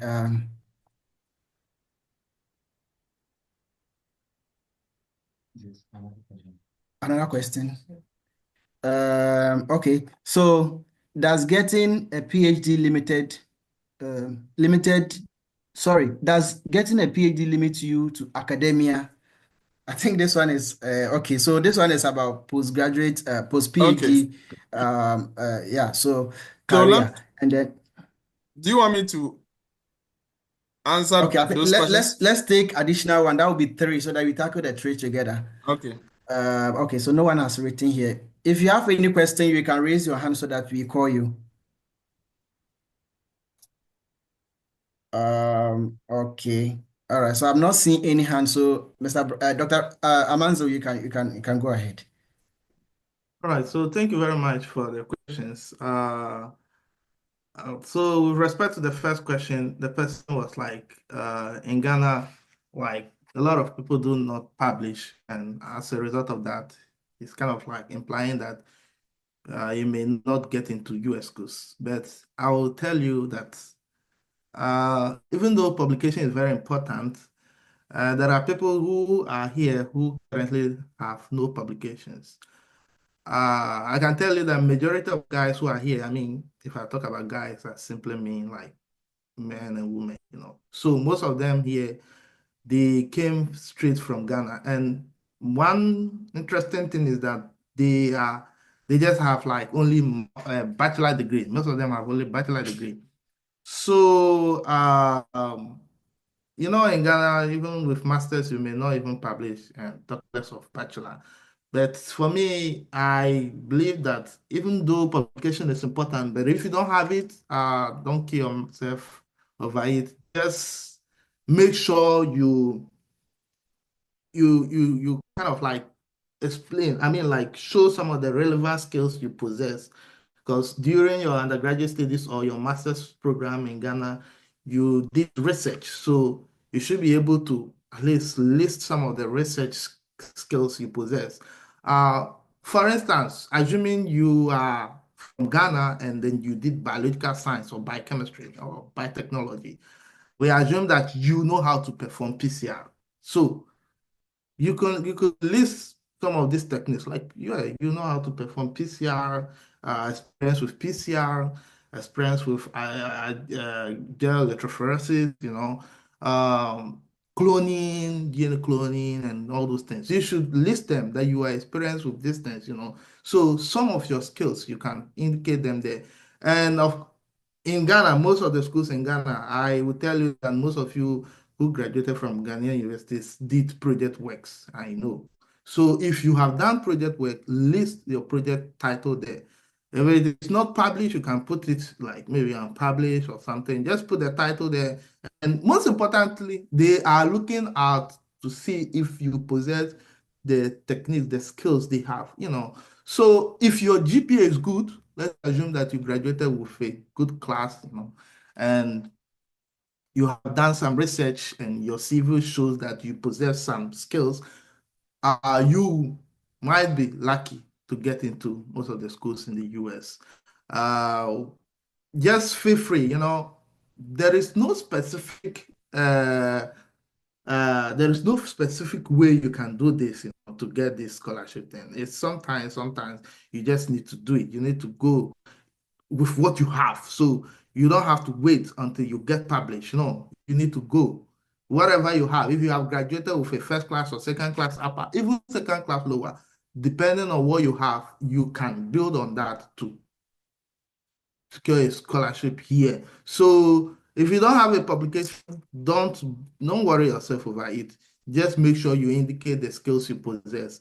And I would say that there is one lady who recently contacted me. She didn't have any publication. She just completed UMass, you know, and then she contacted me and then she was like, you know what, I work on this projects in this field and all those things. She's working with a big company in Ghana. And but then she wants to actually school here. And my advice to her was like, since you don't have research, you know, publications, all you could do is to focus more on your skills you possess, what you have learned from the company where you currently work.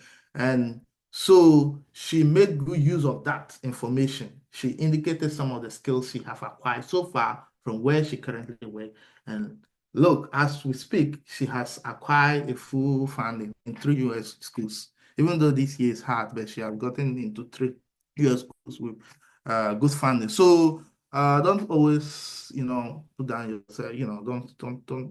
Don't discourage yourself. Go for it if you have the skills.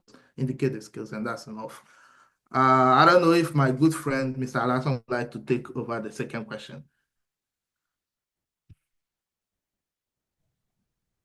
I think his camera is off, so if you can address that one as well. Sorry, Okay, so Okay, he's can you refresh my memory? What was the second question? Is it in the comment section? Yes, in the comment section, the person said, does getting a PhD limit you to academia? So he's talking about okay. post PhD career. Post PhD. Well, Yeah. the answer is obviously no. It doesn't at all. And if you come to the USA, most often you find out that only a fraction of the people that actually do PhD end up in academia. A fraction. When I say a fraction, I actually mean a fraction. A recent Nature reports has actually indicated that about 5% of people who do PhD end up going into academia. So obviously you can see. So the notion that once you get a PhD, you are obviously going to end up in academia is completely false. It's not true. It's not true. The number of PhD holders who end up working in industry and in government firms actually outweighs the number of PhD holders who go into academia. And by the way, when you say academia, what do you actually mean? There are some distinctions that we need to make here. Do you mean the conventional academic positions like a professor or doing research in a conventional university? We also have, but the fact of the matter is that for PhD, I can almost guarantee you that the job you'll be doing would be most often research related. Yeah, it will be research related. The question is whether or not it will be in conventional university or it will be in industry or in government institution. For example, in the USA, we have, okay, so keep your questions coming, please.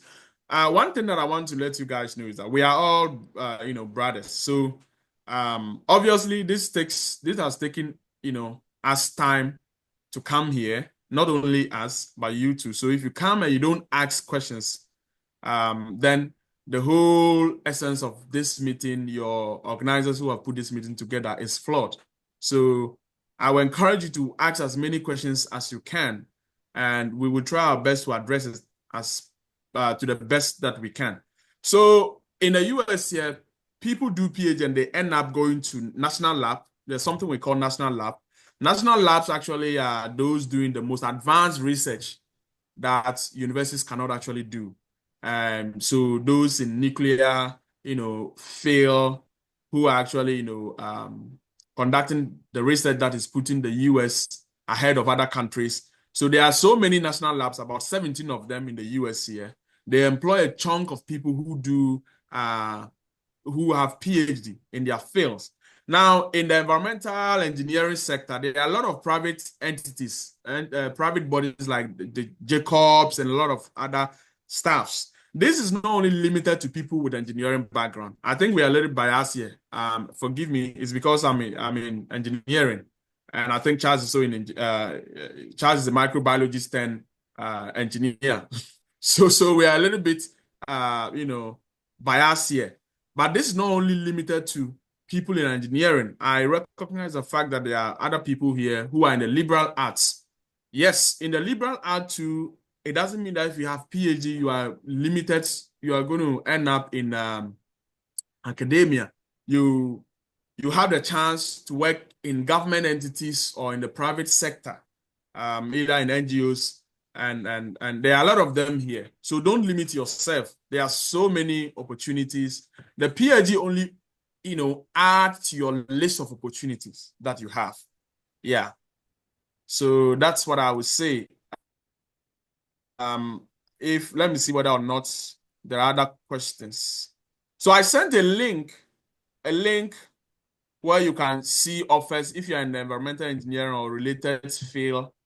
You can see I'm a bachelor student here, and I made application to US for this for 4 schools, and I have only heard from one, which was a quick rejection from the University of Florida.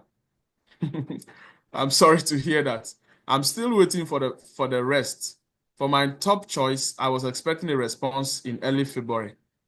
But as still now, okay, as of now, I have not received decision yet. I texted the school last week and I was told to be patient as the decision would be made soon. But I was thinking I would definitely receive a rejection since the fall starts in August. Should I be positive with response from the department? I applied straight to PhD for bachelor's. Okay, so I think this is something that I wanted to address. Um, you see, if you want to apply to schools in the US, I encourage you to apply to at least a minimum of 6 schools. I've seen people apply to just 1 or 2 and they don't get, and they become frustrated. Please, you need to understand something.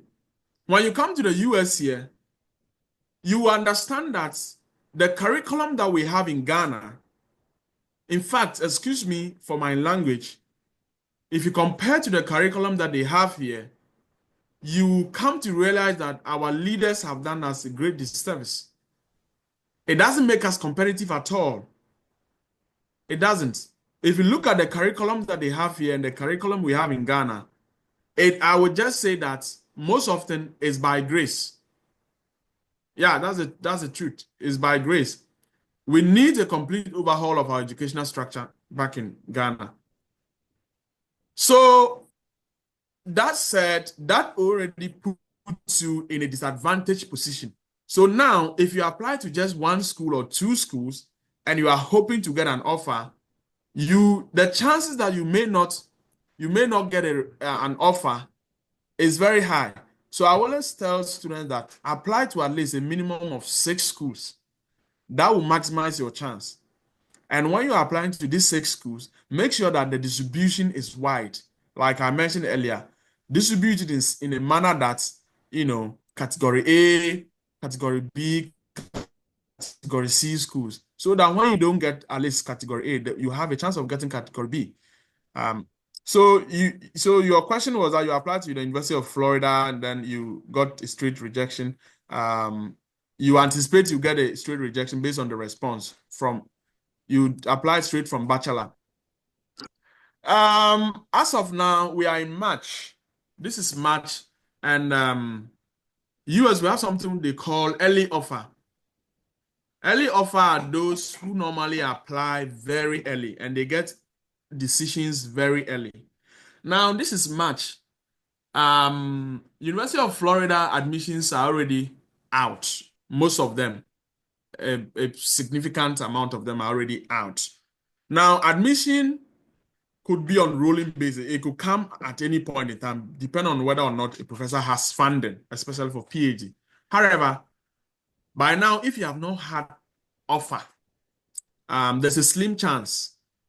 Some offer, I recognize that some offer do come late in April. Yeah. But one thing I'll say is that you can start preparing for the next application cycle. And please, I don't know how many schools you apply. Next time you want to apply, increase the number of schools that you are applying to.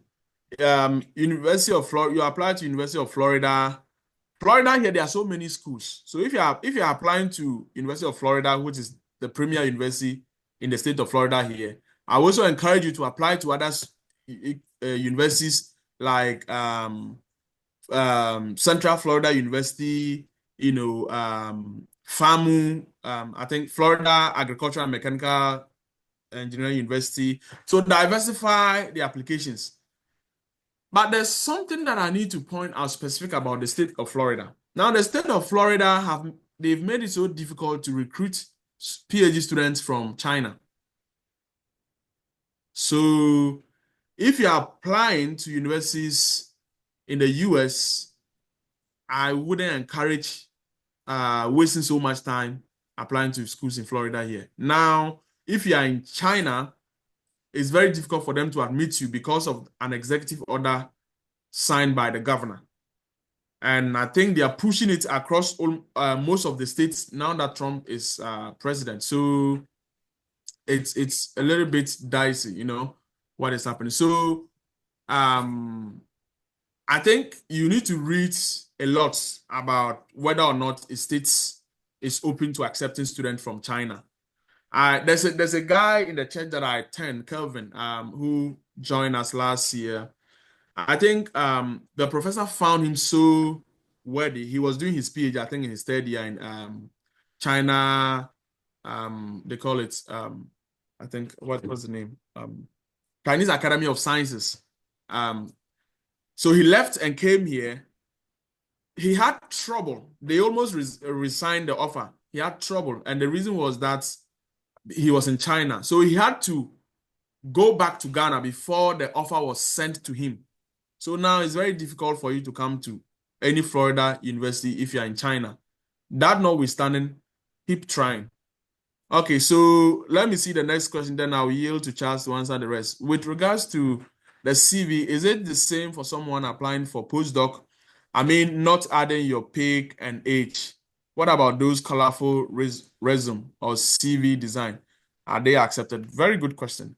So if you're applying for postdoc, it's almost the same thing, except that for postdoc, we expect that you have some number of publications. And so at least the length of the CV can be maybe a maximum of 3 pages.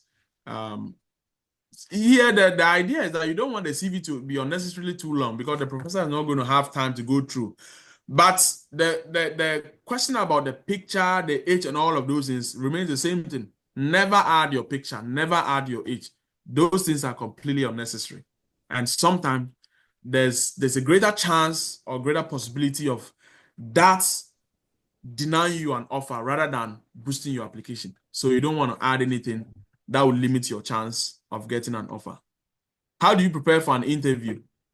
Do's and don'ts. Okay, so I'll leave that question to Charles. He already wanted to talk about that. So Charles, you can, I think the person is asking, how do you prepare for interview? Do's and don'ts. So maybe you can take over. All right, so thank you very much, Mr. Alhassan, for your submissions. So with respect to the interview, we're here to throw more light on with regards to the interview. So the interview is basically those of you who will be contacting supervisors. So it means that if you should write to a professor, he doesn't just accept you just like that. Sometimes, most of the time, they invite you for interviews. And this is where you are going to prove to him or her that you are indeed intentional about whatever you want to come and do, and you have extensive knowledge with respect to the field you want to go into. So for this part, I always advise that students take this part very serious, because once you go through the interview and the professor accepts you and asks you to apply, then it means that yours is almost true, you know. So if you have about 2 or 1 professor at least who have accepted to supervise you and have asked you to go ahead to apply, that means that you are almost done or you are almost through.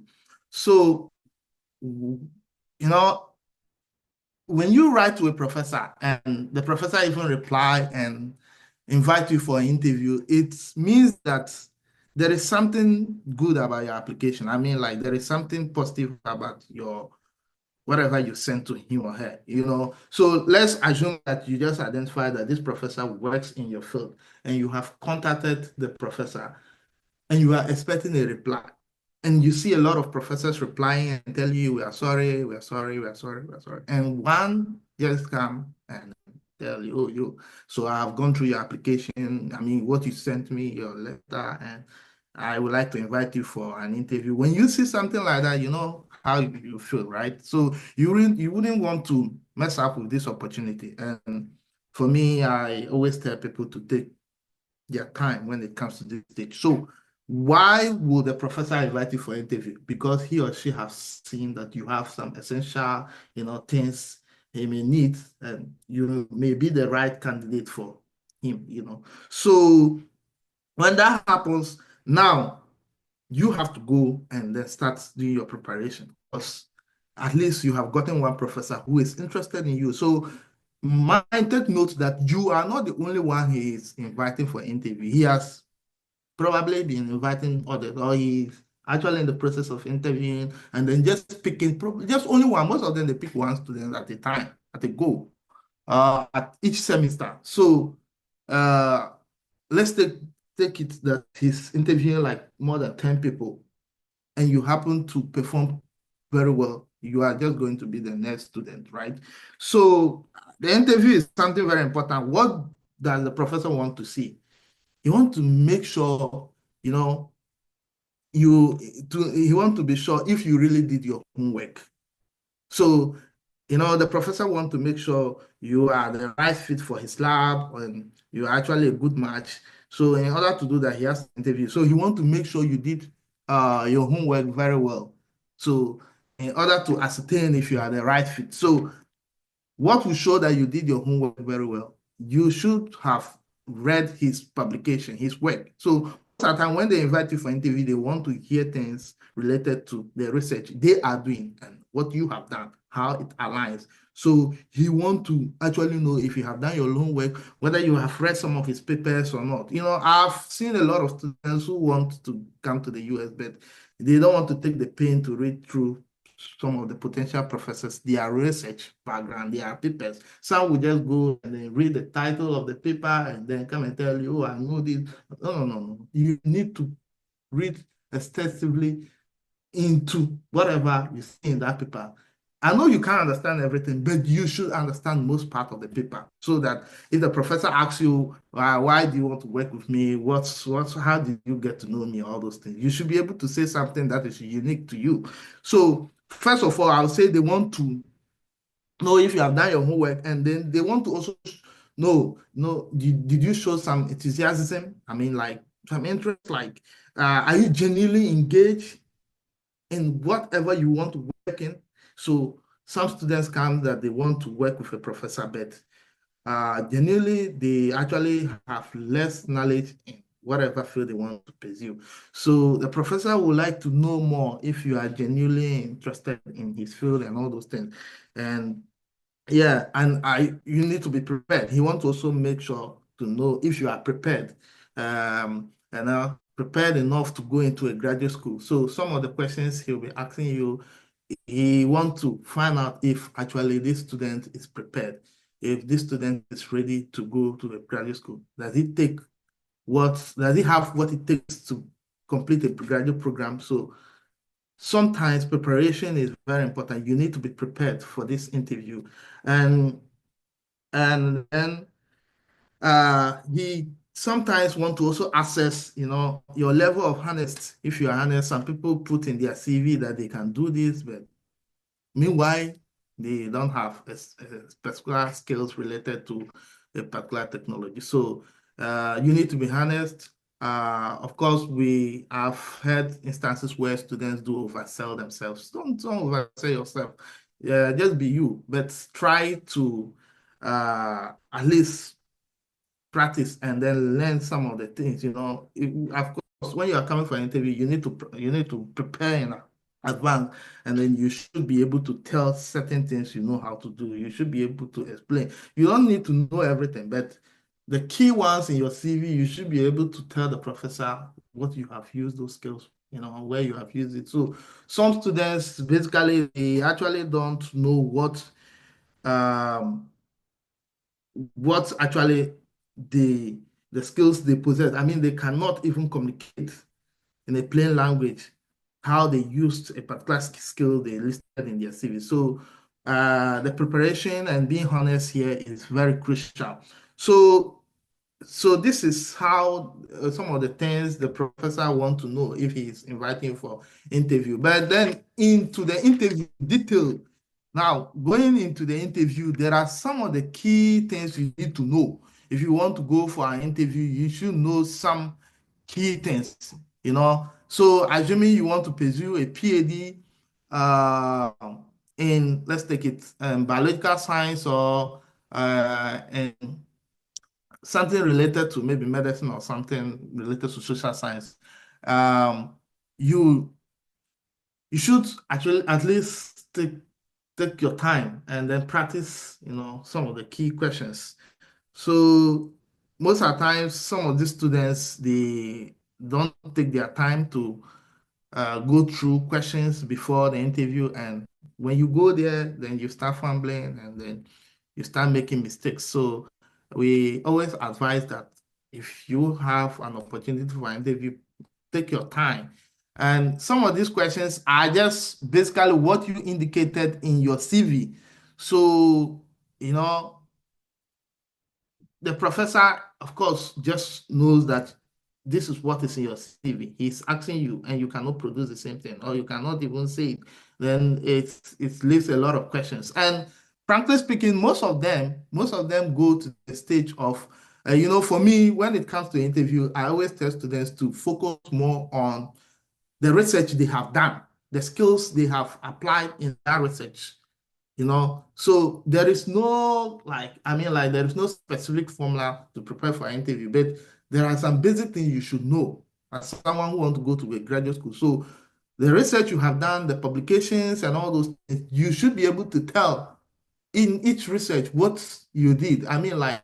What you guys did. So I remember during our time, professors would just ask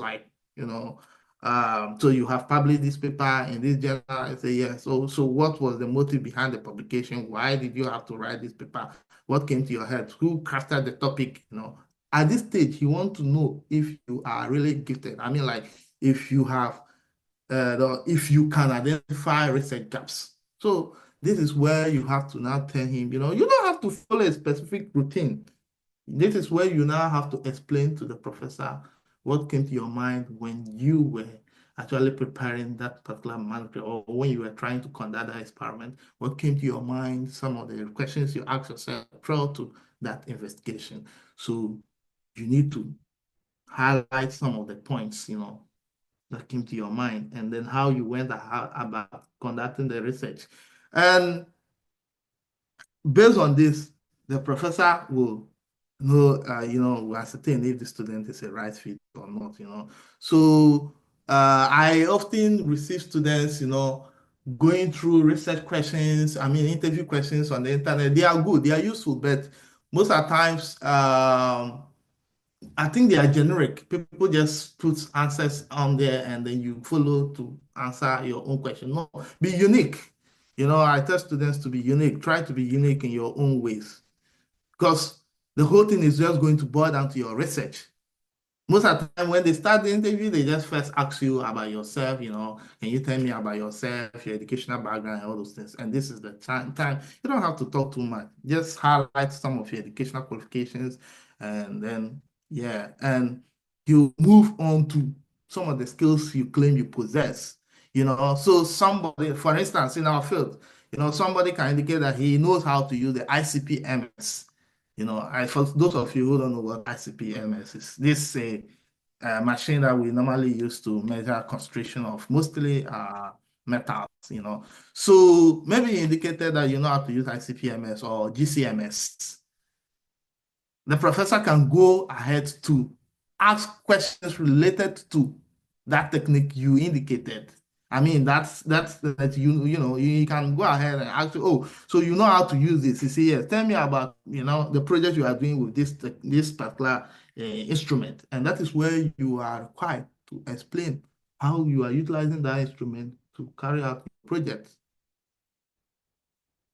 So some of the questions, even during the interview, you realize that you are doing well. In some instances, if you don't take time and you are not answering very well, you also know.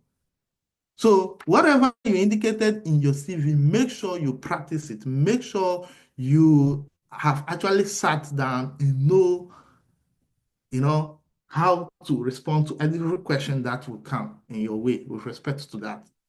So with respect to the CV, I will always emphasize that take your time and then study through your CV.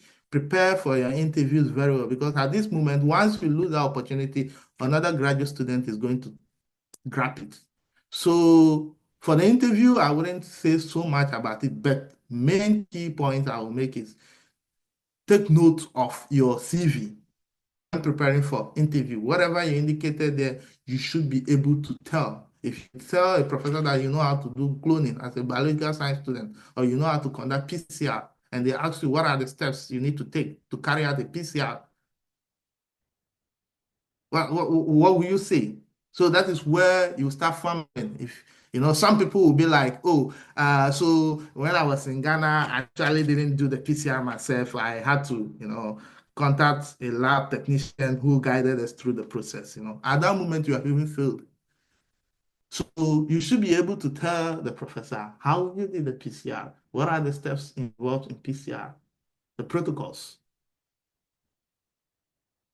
And some professors are very inquisitive. In China, for instance, you guys don't use the machines.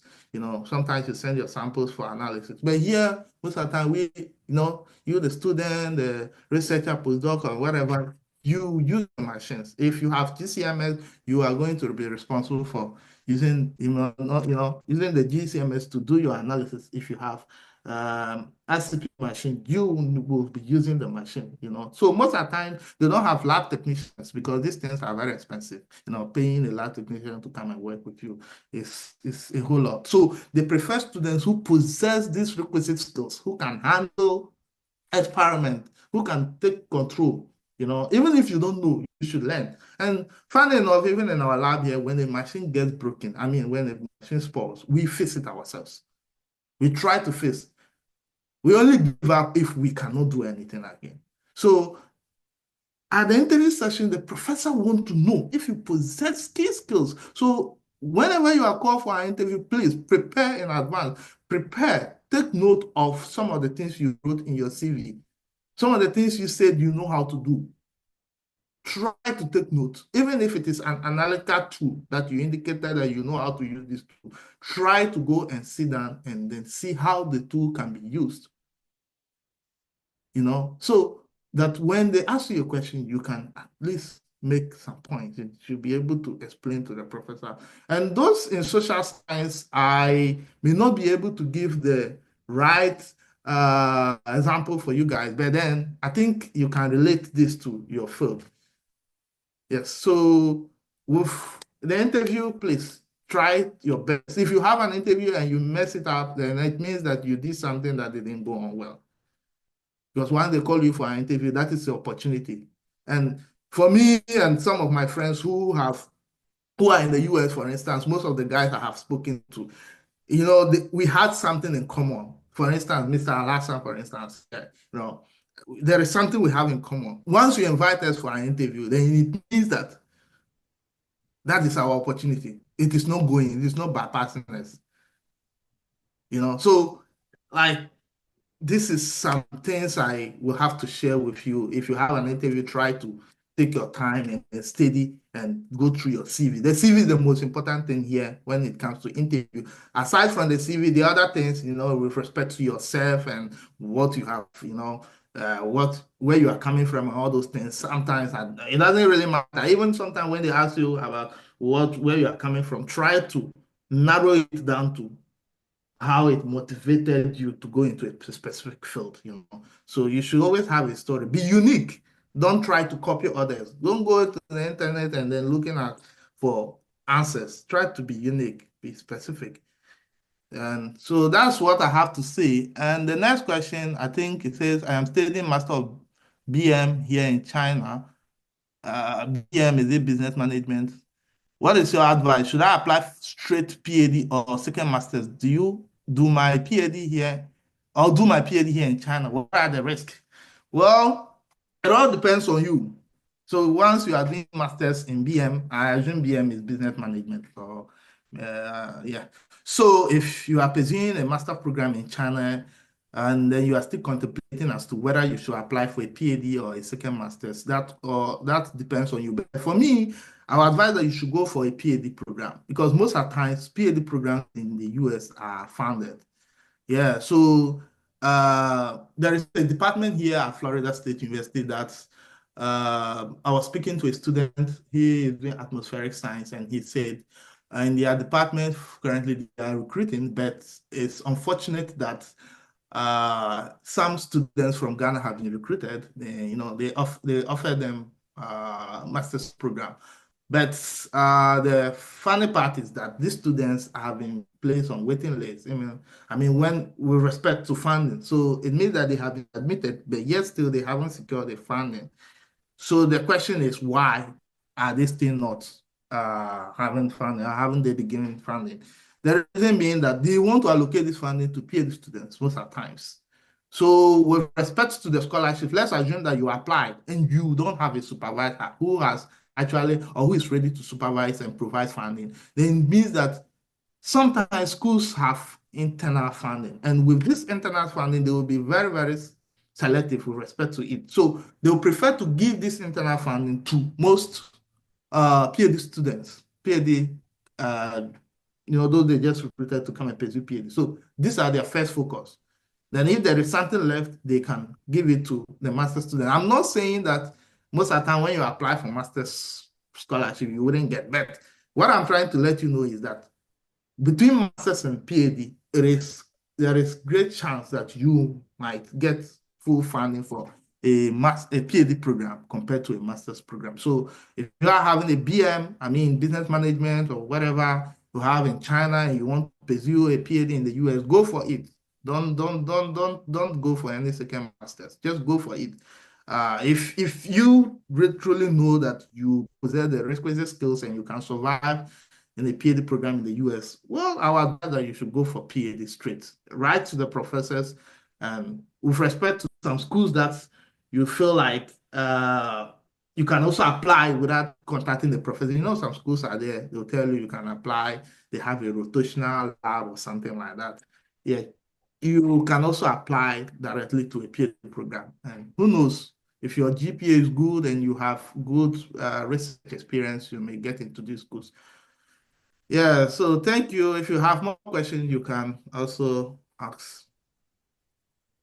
Okay, thank you very much, Dr. Charles, for the information. So I think there are also additional questions that are pinned down here. So someone is asking that with reference to English proficiency, please, do I need to always get it every year to apply, especially considering the financial burden to get it? Please, any smart way to do that? And also, okay, so before I proceed, I think Dr. Charles has posted a link on the he has posted a link in the comment section where it's a link that you can go to the website and also apply for some graduate positions in the US. So you can copy that one into your browser and also later on check positions that are posted over there.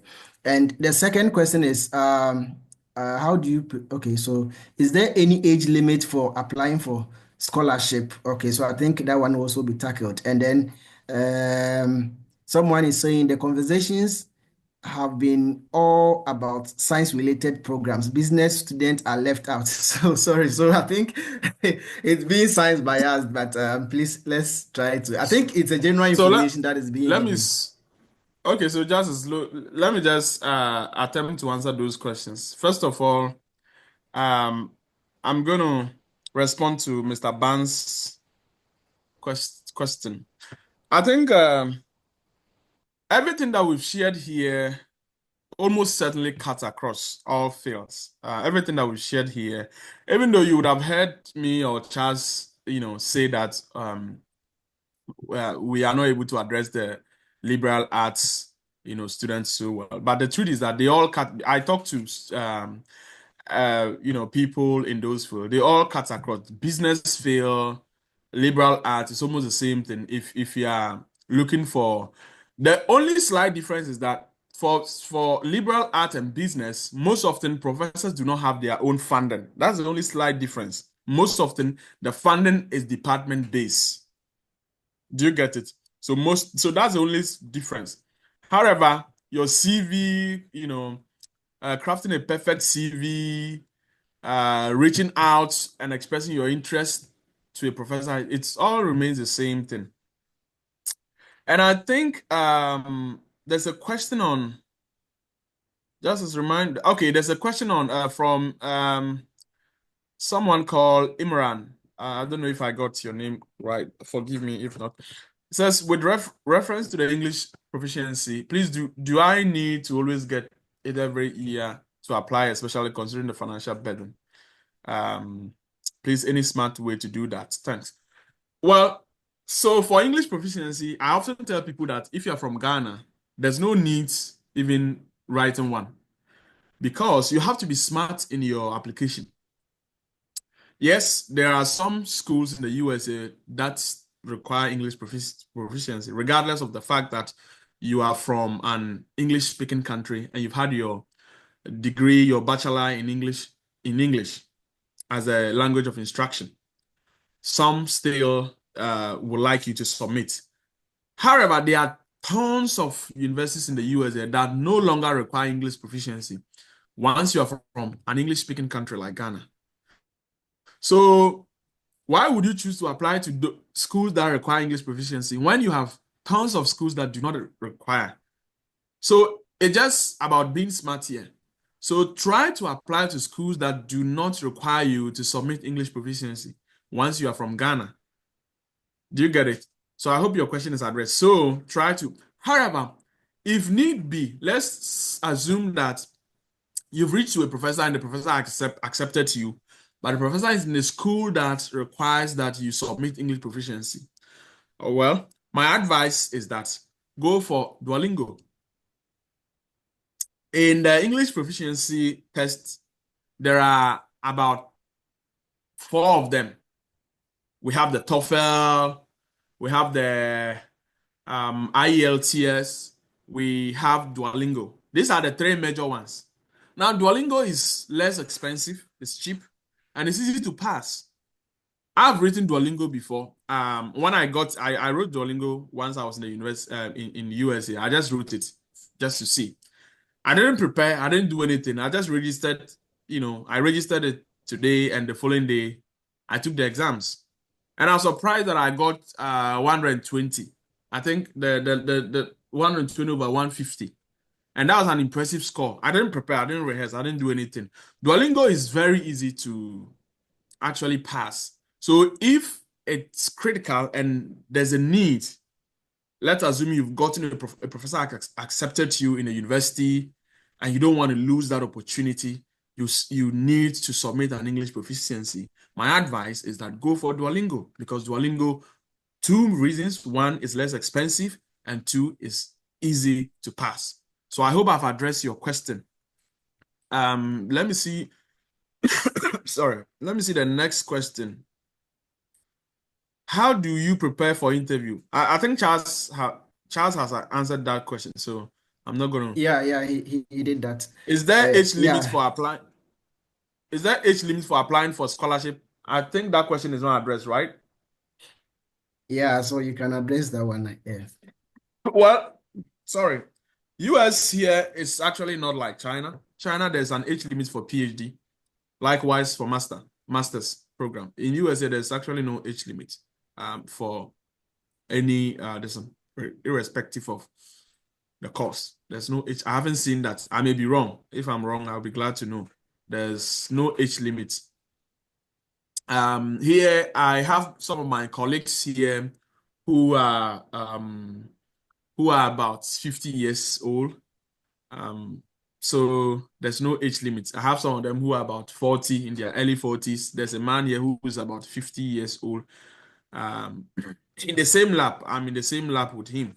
So there's no age limit as far as I know in the US here regarding applying for scholarship or PhD. Well, let me note this. There may be age limits for Fulbright because it's a government scholarship. So I don't know that. I've never applied for Fulbright. So if you have intention to apply for Fulbright, I I advise that you check out. Maybe there may be age limit, but I'm not privy to that. Oh, the conversation has been okay. I think I've addressed this. So now we know that it's not only about science and engineering, but it's everything we've discussed here pretty much covers all fields, whether business or arts. It covers every field. So please, it's not only on okay. And a second PhD, will you advise? Well, obviously, yes. There are a lot of people in the US here who are doing second PhD. Most of them are from China. If you are doing a PhD in China or you have a PhD in China and you try to get a postdoc and you are not getting, and it's not because you are not good or you didn't publish good papers. It's just because the number of postdocs opportunity in the US here is very limited. You see, it's very limited. So if you are trying to get postdoc and you're not getting postdoc, I mean, and you still want to come into the US here, there's nothing wrong with, trying for a second PhD. There's nothing wrong. It's fine. Some gets here, they start a PhD, the second PhD along the line, they take masters and they leave because the person already has, PhD. It's all good. It's strictly dependent on what you want and what your life, career trajectory you want to build. So yes, I advise if you try for postdoc 1 or 2 times and it's not coming forth for you, you can try for PhD. You may be lucky, even though the PhD in the US is highly competitive. But I believe that once you already have a PhD in China, you should have publications, and that should make it easier for you. Is a student allowed to work while schooling? No.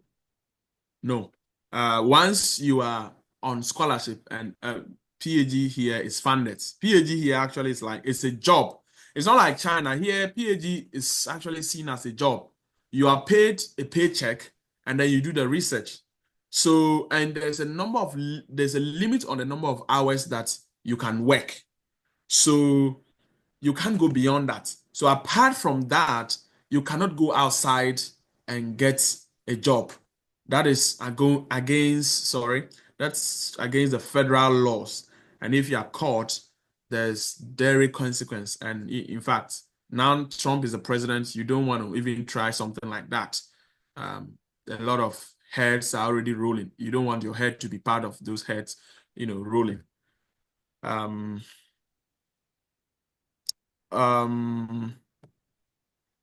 So how do you search for conferences at the US if you are already a PhD student here in China? Oh, there are a lot of conferences in the US here, depending on the field. Every field has a unique conference. For example, if you're in the nuclear engineering, materials engineering, nuclear engineering, like myself, there are so many conferences. We have TMS, we have MRS, we have MS&T, we have ANS. There are so many conferences if you're in the environmental engineering, there's one conference they call the Gordon's Conference or something like that. There are so many conferences in the USA. So you just need to Google. This is just a matter of Googling. You Google, you get so many conferences. Well, some people will want to come here through conference.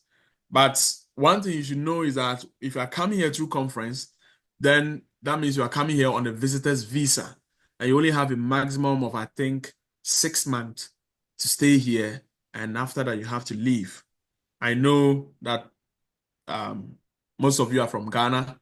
You are looking for an opportunity to come and remain here. So the conference is not the best way. Yes, the conference you can easily get, but when you come here, you can't stay. I know people try to stay illegally, but now it's tough. US is no longer the US that we used to know. Things are, really tough. No matter where you are hiding, they'll fish you. They can fish you out almost within a split of a second. So if you come on conference, I'll suggest after the conference, go back. Once you've been here before, then one strategy is that once you are at the conference, you can, interact with other professors and seek for funding. And once you get a funding, you can go back and apply and they will admit you.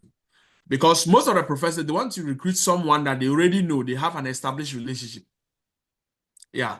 So once you come here for a conference, what I would advise is that try to relate, interact with most of the professors and build that connection, because the US here connection speaks a lot. Please share some. Okay, is it a requirement for PhD graduation, but not US only per se? Sorry, I don't quite under. It is a requirement for PhD graduation.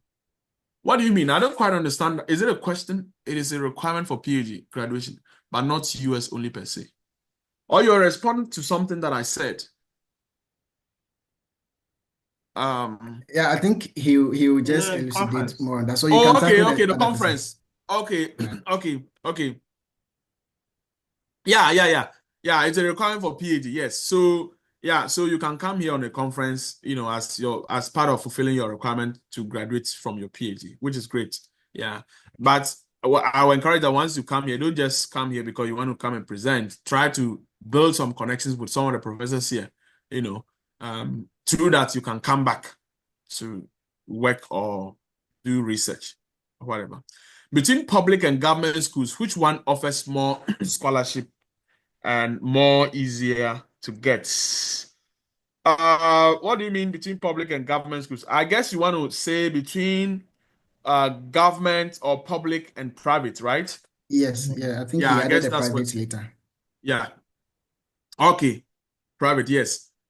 So there's not a straightforward yes, or there's not a straightforward answer to this question. It just depends on the university and the field. Okay, I cannot categorically say that private universities have more funding or public universities have more funding. Yes, overall, so funding in the US, the one thing you need to know, funding in the US here too has a lot to do with the ranking of the school. Yes, it has a lot to do with the ranking of the school. If the school is highly ranked, it has a good reputation, the school obviously has a lot of funding. So that's one thing you need to understand. So high rank universities have had more funding. So if the school is a public school and is highly ranked, or it's a government school and is highly ranked, obviously it will have a lot of funding. Also, the funding has a lot to also do with the nature of professors in the department. For example, there are some departments you go and 90% of the professors are well-established professors, top-notch professors in the field. Now, that department will be strong. For example, I'm working with two PIs. I have two professors that I'm working with. I want to use one of them as an example, who's the department chair. So he has the highest number of PhD in our department. At every point in time, he has about 10 to 14 PhDs and 2 or 3 postdocs, 1 or 2 research scientists. Now, this professor gets so much funding because he's very well established. He's a developer of one of the software that is used all over the world for coding. So because of that, he gets so much funding.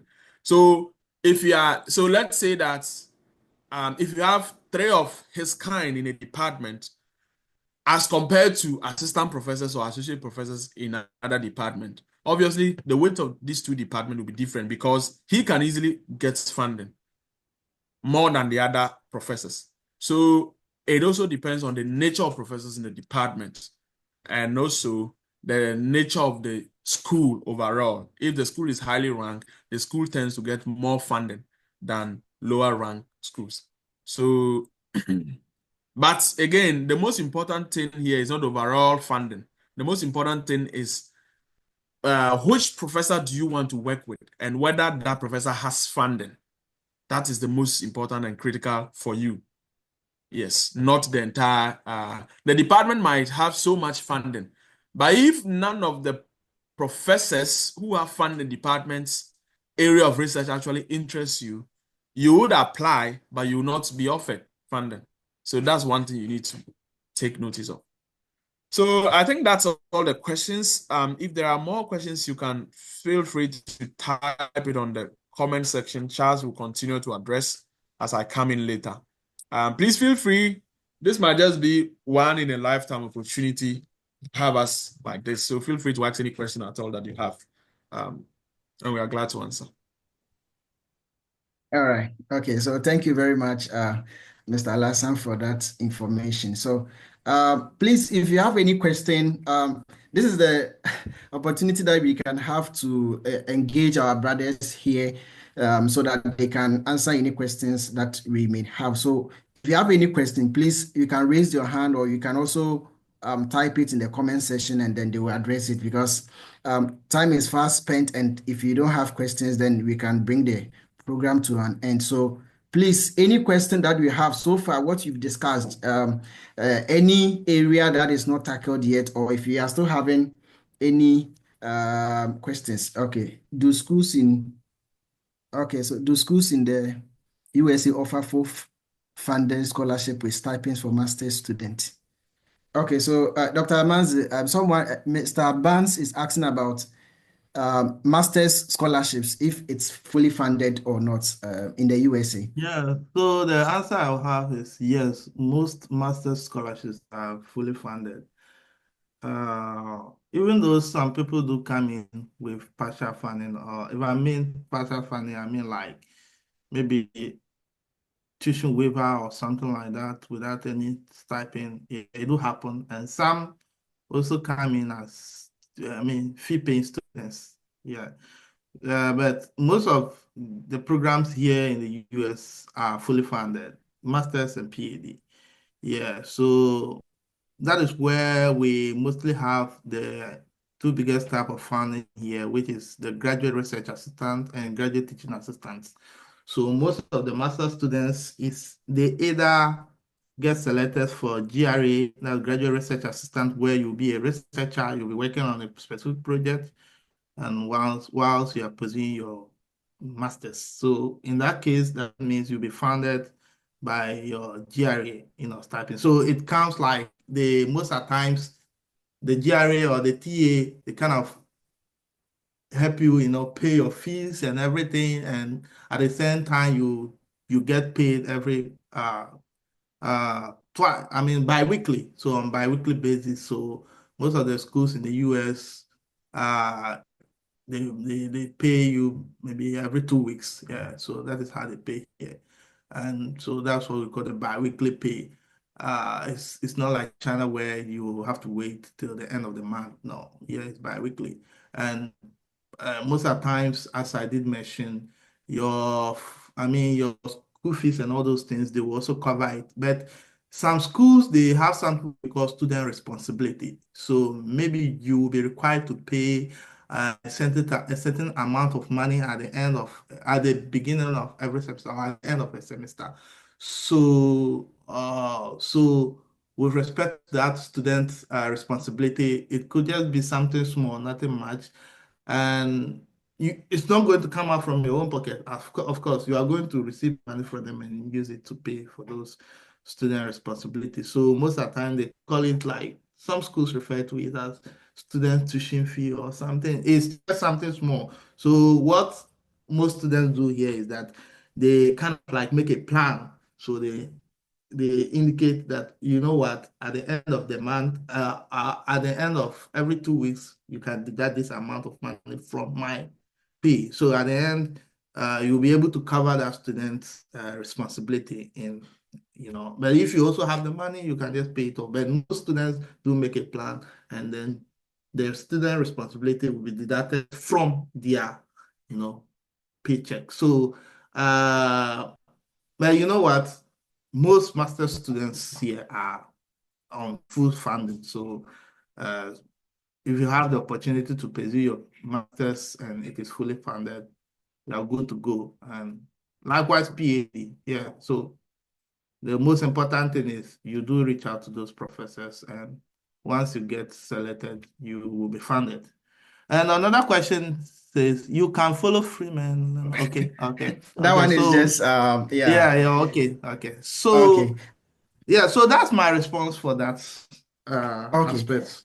Yeah. Okay, thank you very much. So I've shared some of the links that we can follow that we can get some scholarships. So I've shared youth opportunities. We have Association for Environmental Engineering and Science Professors.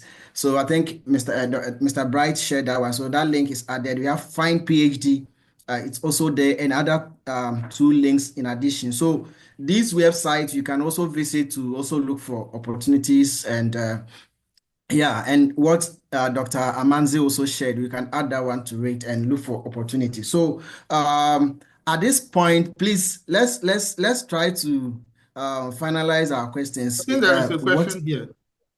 I think there What are is the a question from opportunities for? Harita. What are the opportunities for those already doing PhD after the end of their studies here in China? You have a lot of opportunities out here.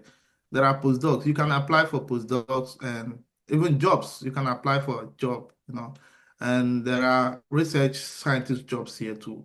For instance, the AESP, is the AEESP website Yeah. Mr. Alasan shared, you can see different job opportunities out there, especially those in environmental and civil engineering. I think that website is very helpful. And also the one I also posted in the comment section. You just take your time and go through. You will see opportunities that you can pursue right after your PhD. So the famous one is postdoc. Another one is research assistantship. You can get research assistantship jobs.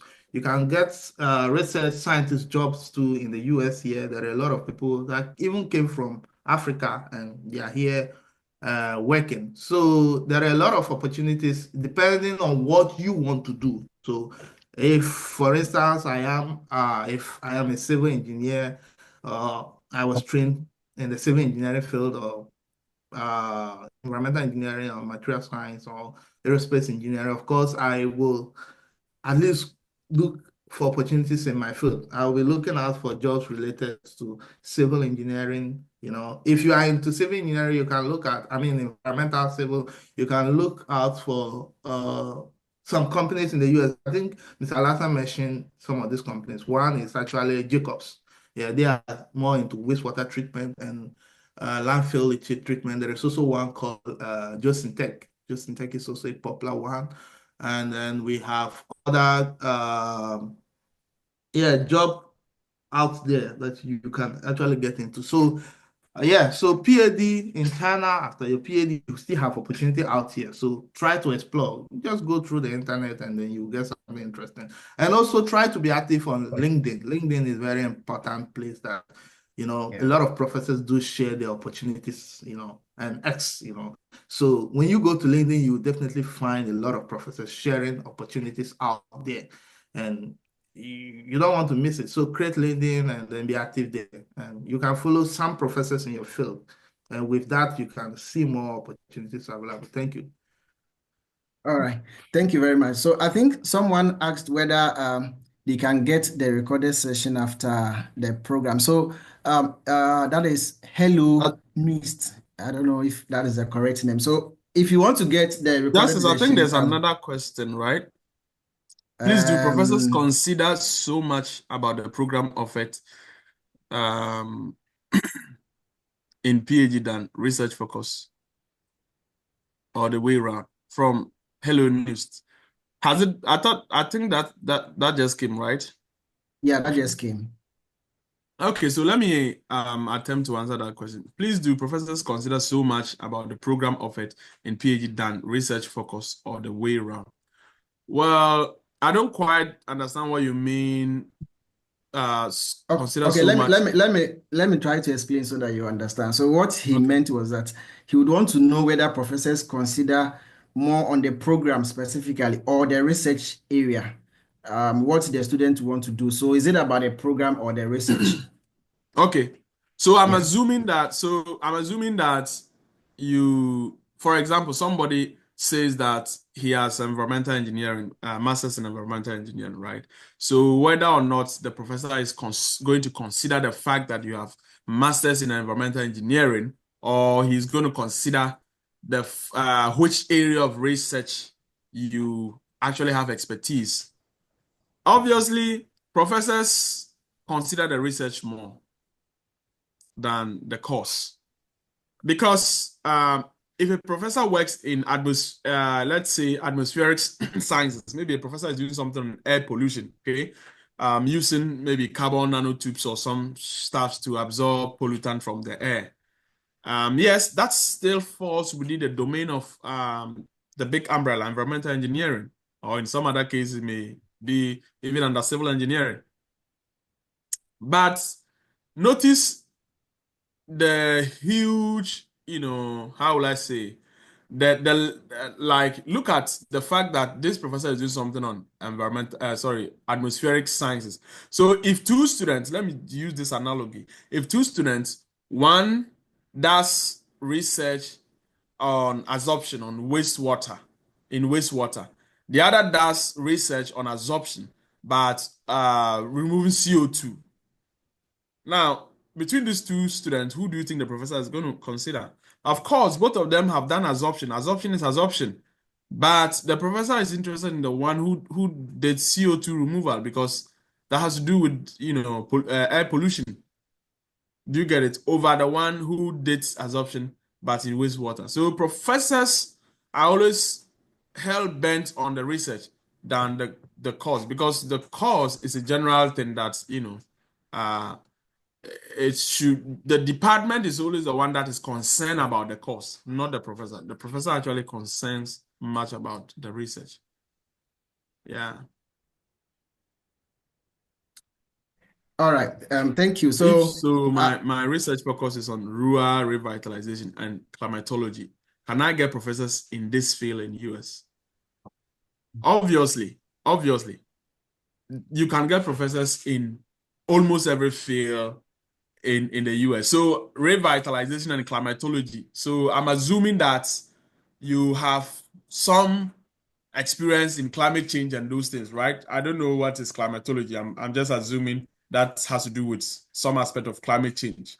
So if you have masters in rural revitalization and climatology, and you want to apply for PhD, then your best would be to look for PhD that has something to do with climate change, or maybe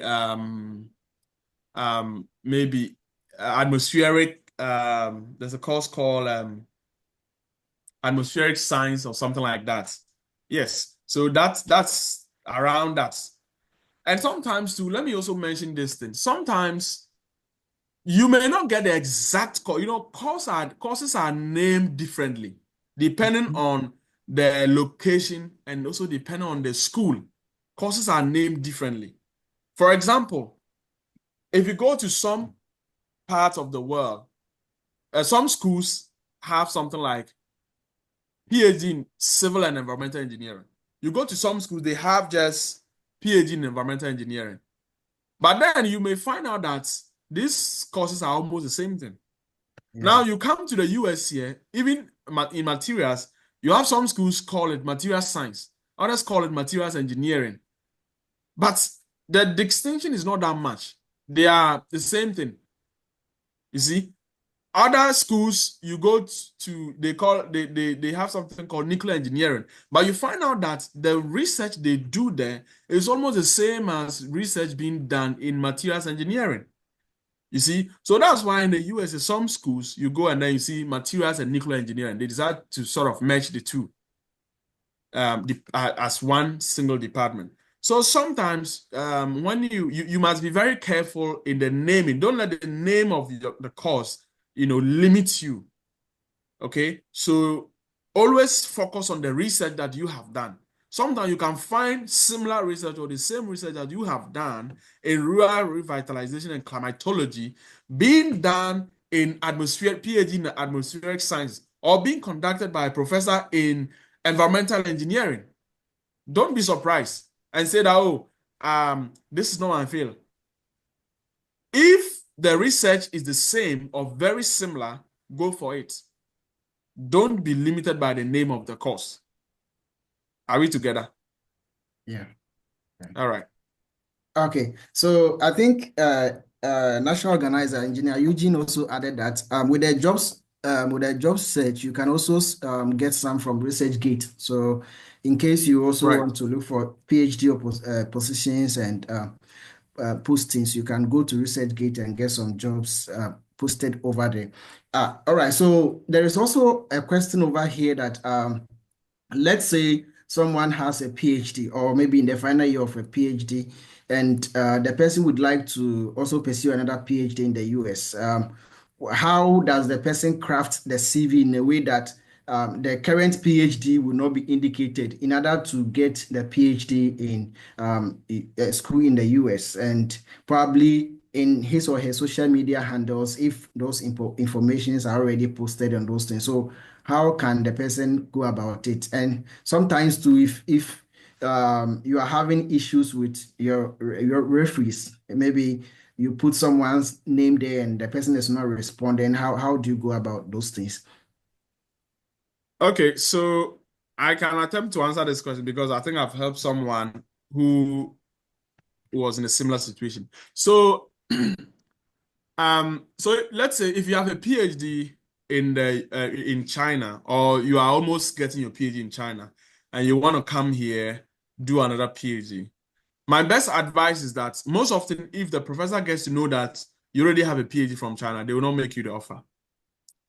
Yeah, and there are a lot of reasons to that. Most often, they will not make you the offer.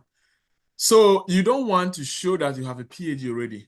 So most often, the advice I give is that just say that you did masters, and after that, you picked up some research assistant position and worked for like 2 or 3 years.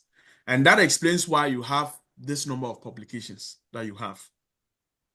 Do you get it? Yes, because sometimes the nature of the publications you have may not make sense to say that you had all these publications from your masters. Do you get it? Yes. So you don't want to create that avenue. So just say that, okay, you did your masters for 2 or 3 years, and after that you picked up research assistantship position in this school for 3 years. And out of that, you are able to publish these schools. But at this point, you feel like you want to expand your horizon, and so you want to pick up a PhD. You are interested in doing a PhD in this field. So this is how you craft your cover letter. And when you are doing that, just make sure that you you don't implicate yourself in your social media handles by saying that, oh, Dr. So and so. Make sure that your social media handles, change it accordingly to match whatever you are saying. So you want to remove the title PhD or doctor from your social media handle, so that, because most of the professors, they go and check your social media handles, especially if you're on LinkedIn or Twitter. They want to check to see or ResearchGate. I had some professor who went to ResearchGate and checked me out. So you want to make sure that everything agrees. Will they not do backup findings from the school? I mean, come on. No professor does that. No professor will go. I mean, from whose school? No professor, unless you give the professor every reason to go that length. But I can almost guarantee you that no professor will waste his time to do that. Once he doubts you or he doesn't believe what you are saying, he will not even proceed with anything. He will just forget. He will not waste his time, because one thing you need to understand here, time is money. Time is precious. To waste 1 minute of his time, the professors don't want to do that. So for him to go to the school, background check, maybe if something like that should happen, it should be the graduate school. And graduate school are not going to do that kind of background check to ask, okay, did this person? No. So once you don't submit your PhD transcript and other things as part of the application, the graduate school would never go checking, because they don't even have that. They are not privy to that information. Do you get it? So you just want to say that you did research assistantship after your master's, you worked for some time, and that's why you were able to publish this kind of papers. And then only submit only your master's transcript and other master's documentation.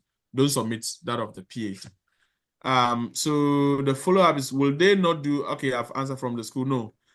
Grateful for your kind answers, Doc. It's advisable to stay focused on your research area. Okay, yeah. So yeah, that's it. Is it a question or you are just complimenting what I said in the area of to be able to reach higher number of research opportunities offered by? Grateful for your kind answer, Doc. Is it okay? It's a question, right? Is it advisable to stay focused on your research area or be versatile in the area of research to be able to reach higher number of research opportunities offered by professor? Okay, so this question is in twofold. Now, you know, many years ago, people used to say that people used to say that there's a term that I'm trying to people used to think that if you focus on one field over and again and again and again, and then you become a specialist, that is very, but now the dynamics is changing. And people now are saying that diversifying your research is very important. Because even if you become a professor or researcher in the US here, you see that it is not enough to stay in one field. Why? Because you'll be limited by funding. So professors diversify their research, interest. So that's why you see a professor in materials engineering doing research in materials, mainstream materials engineering, doing research in nuclear engineering, doing research somehow related to civil engineering. So you have to diversify. However, because you are a student, you don't have that opportunity, right? You don't have that opportunity. So, but if you have that opportunity, for example, I did my master's in environmental engineering, and now I'm doing my PhD in materials engineering, but my research is in nuclear engineering. Can you see that? So there's a huge diversity here. My research is in mainstream nuclear engineering, but my PhD is materials engineering. I did my master's in environmental engineering. Now, there's a unique thing here. If you want to diversify your research, one thing that professors look out for is that, let's say if you did masters in, let's say, civil engineering, and you did extremely well, you were able to publish papers. Now, a professor in materials engineering would not hesitate to pick you because he knows that when you come, you'll be able to, the same way that you excel in civil engineering, you'll be able to excel. That is always the school of thought. But if you didn't do well in your old field, they are skeptical as to whether when they give you the offer in the new field, if you come, whether you'll be able to excel. That is their logic. So if you think that you did very well in your current field and you want to diversify to a field, yes, it's possible. You can get offers, but it may be a little difficult. It might be easier to get offer in the same field than in a different field. But there's something that I have to also caution here, because I've thought that trajectory. I was motivated by the fact that, okay, this field, there's more money in that field. But I didn't get anybody to advise me anyway. But this is my advice. If you want to switch fields, weigh your strengths. In the US here, the truth is that PhD in the US here is not like China. In China, much emphasis is not paid on coursework. Generally, they don't pay so much premium on coursework. It's just the premium is placed on research. In US here, much premium is paid on research. And equally, greater premium is paid on coursework. So both coursework and research has weights. You see? So let's say if you are going to switch from environmental engineering to materials engineering, you should weigh your strength, whether or not if you come, you'll be able to excel in the coursework. And in the USA, they have core courses that you must pass the core course. At least for my school, you must have a minimum of B. And B is 80% in all the core courses for you to be able to do your proposal defense and move from being a PhD student to a PhD candidate. So if you did not have enough fundamentals in that field from undergrads, it becomes problematic. You would have to spend extra time to catch up. And I've seen people come and failed and they have to leave. The moment you get anything less than B, you are automatically expelled. And US is very common. In China, you will never see a student being PhD student being expelled from university. US is the commonest you can find. At least, mind it's so common. Students get expelled every day because he failed a course, and that's the standard. You see, so my advice is that you have to weigh your strengths. Don't bite more than you can chew. If you are in environmental engineering, don't just or maybe if you are in a different field, don't just don't be motivated by the fact that okay, this field there's so much money. There's money in every field. Once you do it well. Also, care to know that there's much work there if there's much money there. So that is generally the advice that I want to say. So if Charles, if you want to add to whatever I said, you are more than welcome. What is the implication when you fail to deliver after receiving a PhD or master's offer? You are doing us great service. Oh, yeah, so this is a follow-up to what I said. What is the implication when you fail to deliver after receiving a PhD or master's offer? That's a great question. So, sorry, I'm getting some cold here. So, USA, like I mentioned, and I think Charles, maybe after that, Charles will want to say something. Even right now, we have some, there's somebody that's, we are dealing with, the person is going through a tough time. And that's because the person, was made an offer and he came and, he's not able to deliver to expectation. So, I mean, the person is not a Ghanaian, he's a Nigerian. So the professor is thinking of firing the person. So they are at loggerheads. And firing PhD students in the US here is so common. It's as common as snow in Canada. Yeah, it's as common as snow in Canada. Firing PhD students here is the commonest thing you ever find. When you come to US here, you may be in a department with other people, maybe one or 2 months later, you will not find them. They've been fired. Because the reason why firing is very common is that the money that you are being paid is coming from a professor's grant. Now, the professor doesn't have the latitude to do anything with the money. He has to account for the use of the money. The professor has to go to the either the Department of Energy or the Department of Defense or Department of Education or the Department of whatever. He has to go and account for the results that he has used the money for. You see, so the professor is always looking for results from you, the PhD student that he's paying you. So if the results is not forthcoming, if you are not forthcoming with the results, then he'll be left with no choice than to fire you because there's so much pressure from above. And the professor cannot do the research himself. For example, the research that I'm doing, I'm being advised by two professors. These 2 professors have expertise from 2 different fields, and that's because the research requires expertise from these fields. Now, it turns out that when they pick you, they are not going to do anything. The outline is there. You have to design the experiment. You have to do everything. And I was an experimentalist. I had no prior experience with coding. I came to start coding in my PhD. So things were a little bit tough.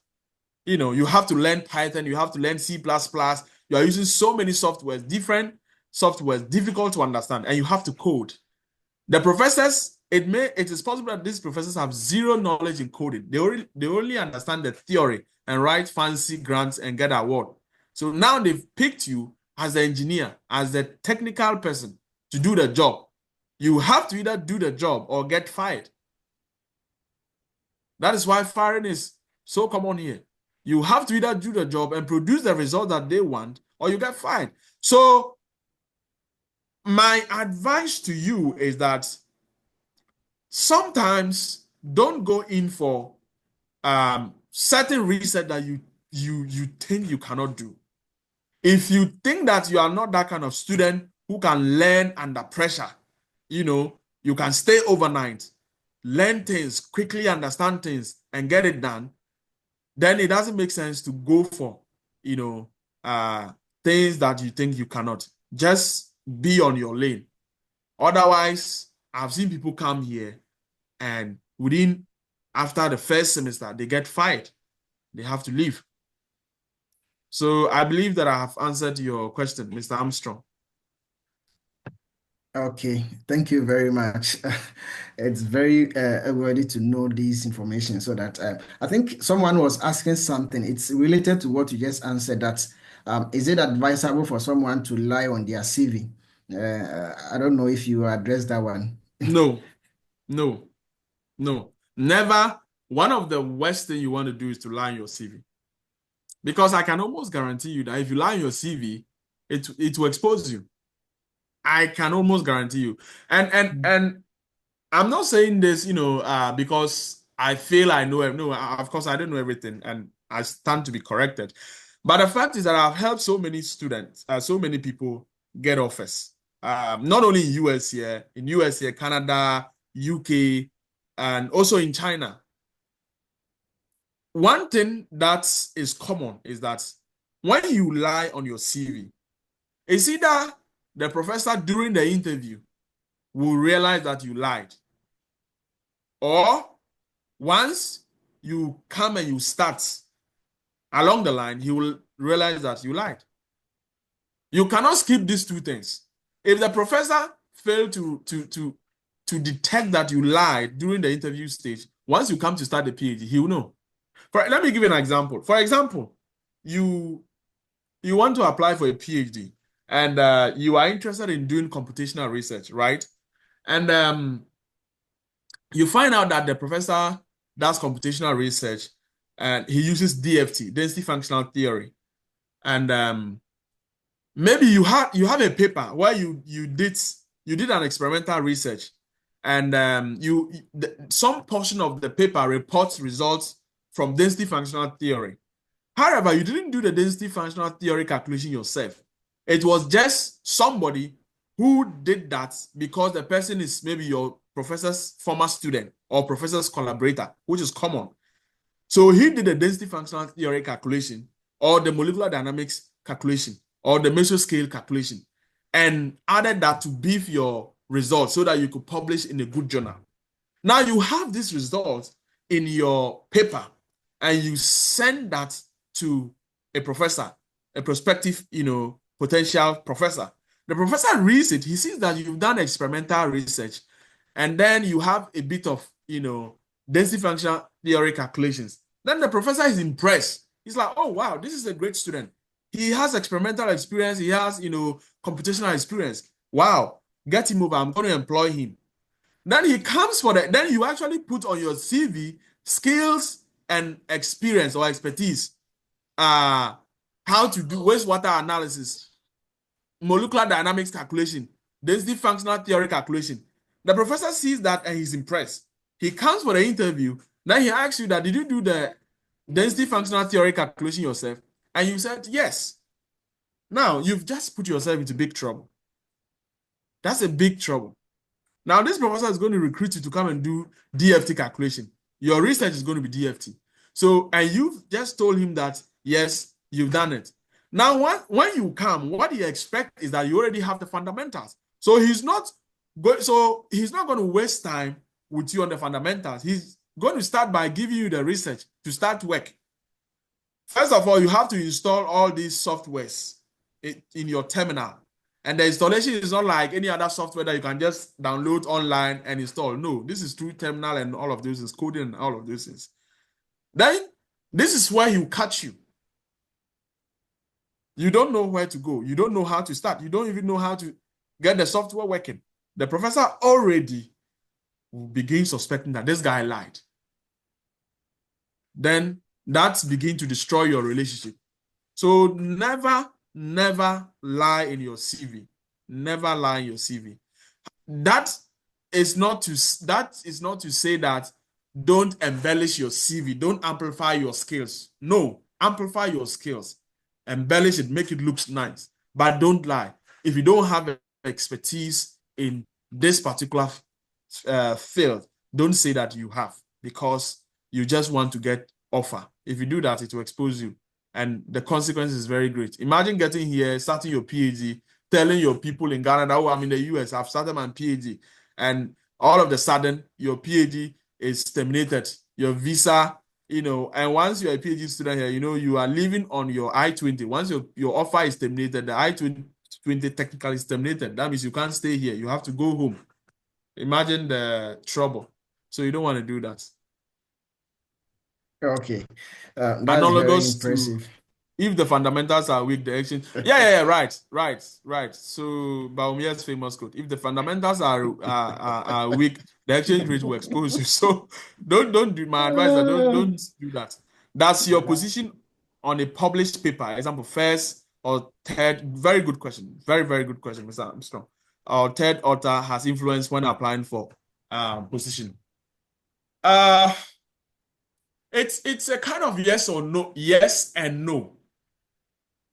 I've seen professors, especially Chinese professors in the US, who are keen on the position. They want to see that, not all Chinese professors anyway, they want to see that you are either the first author or maybe second author before they believe that you actually did the work yourself.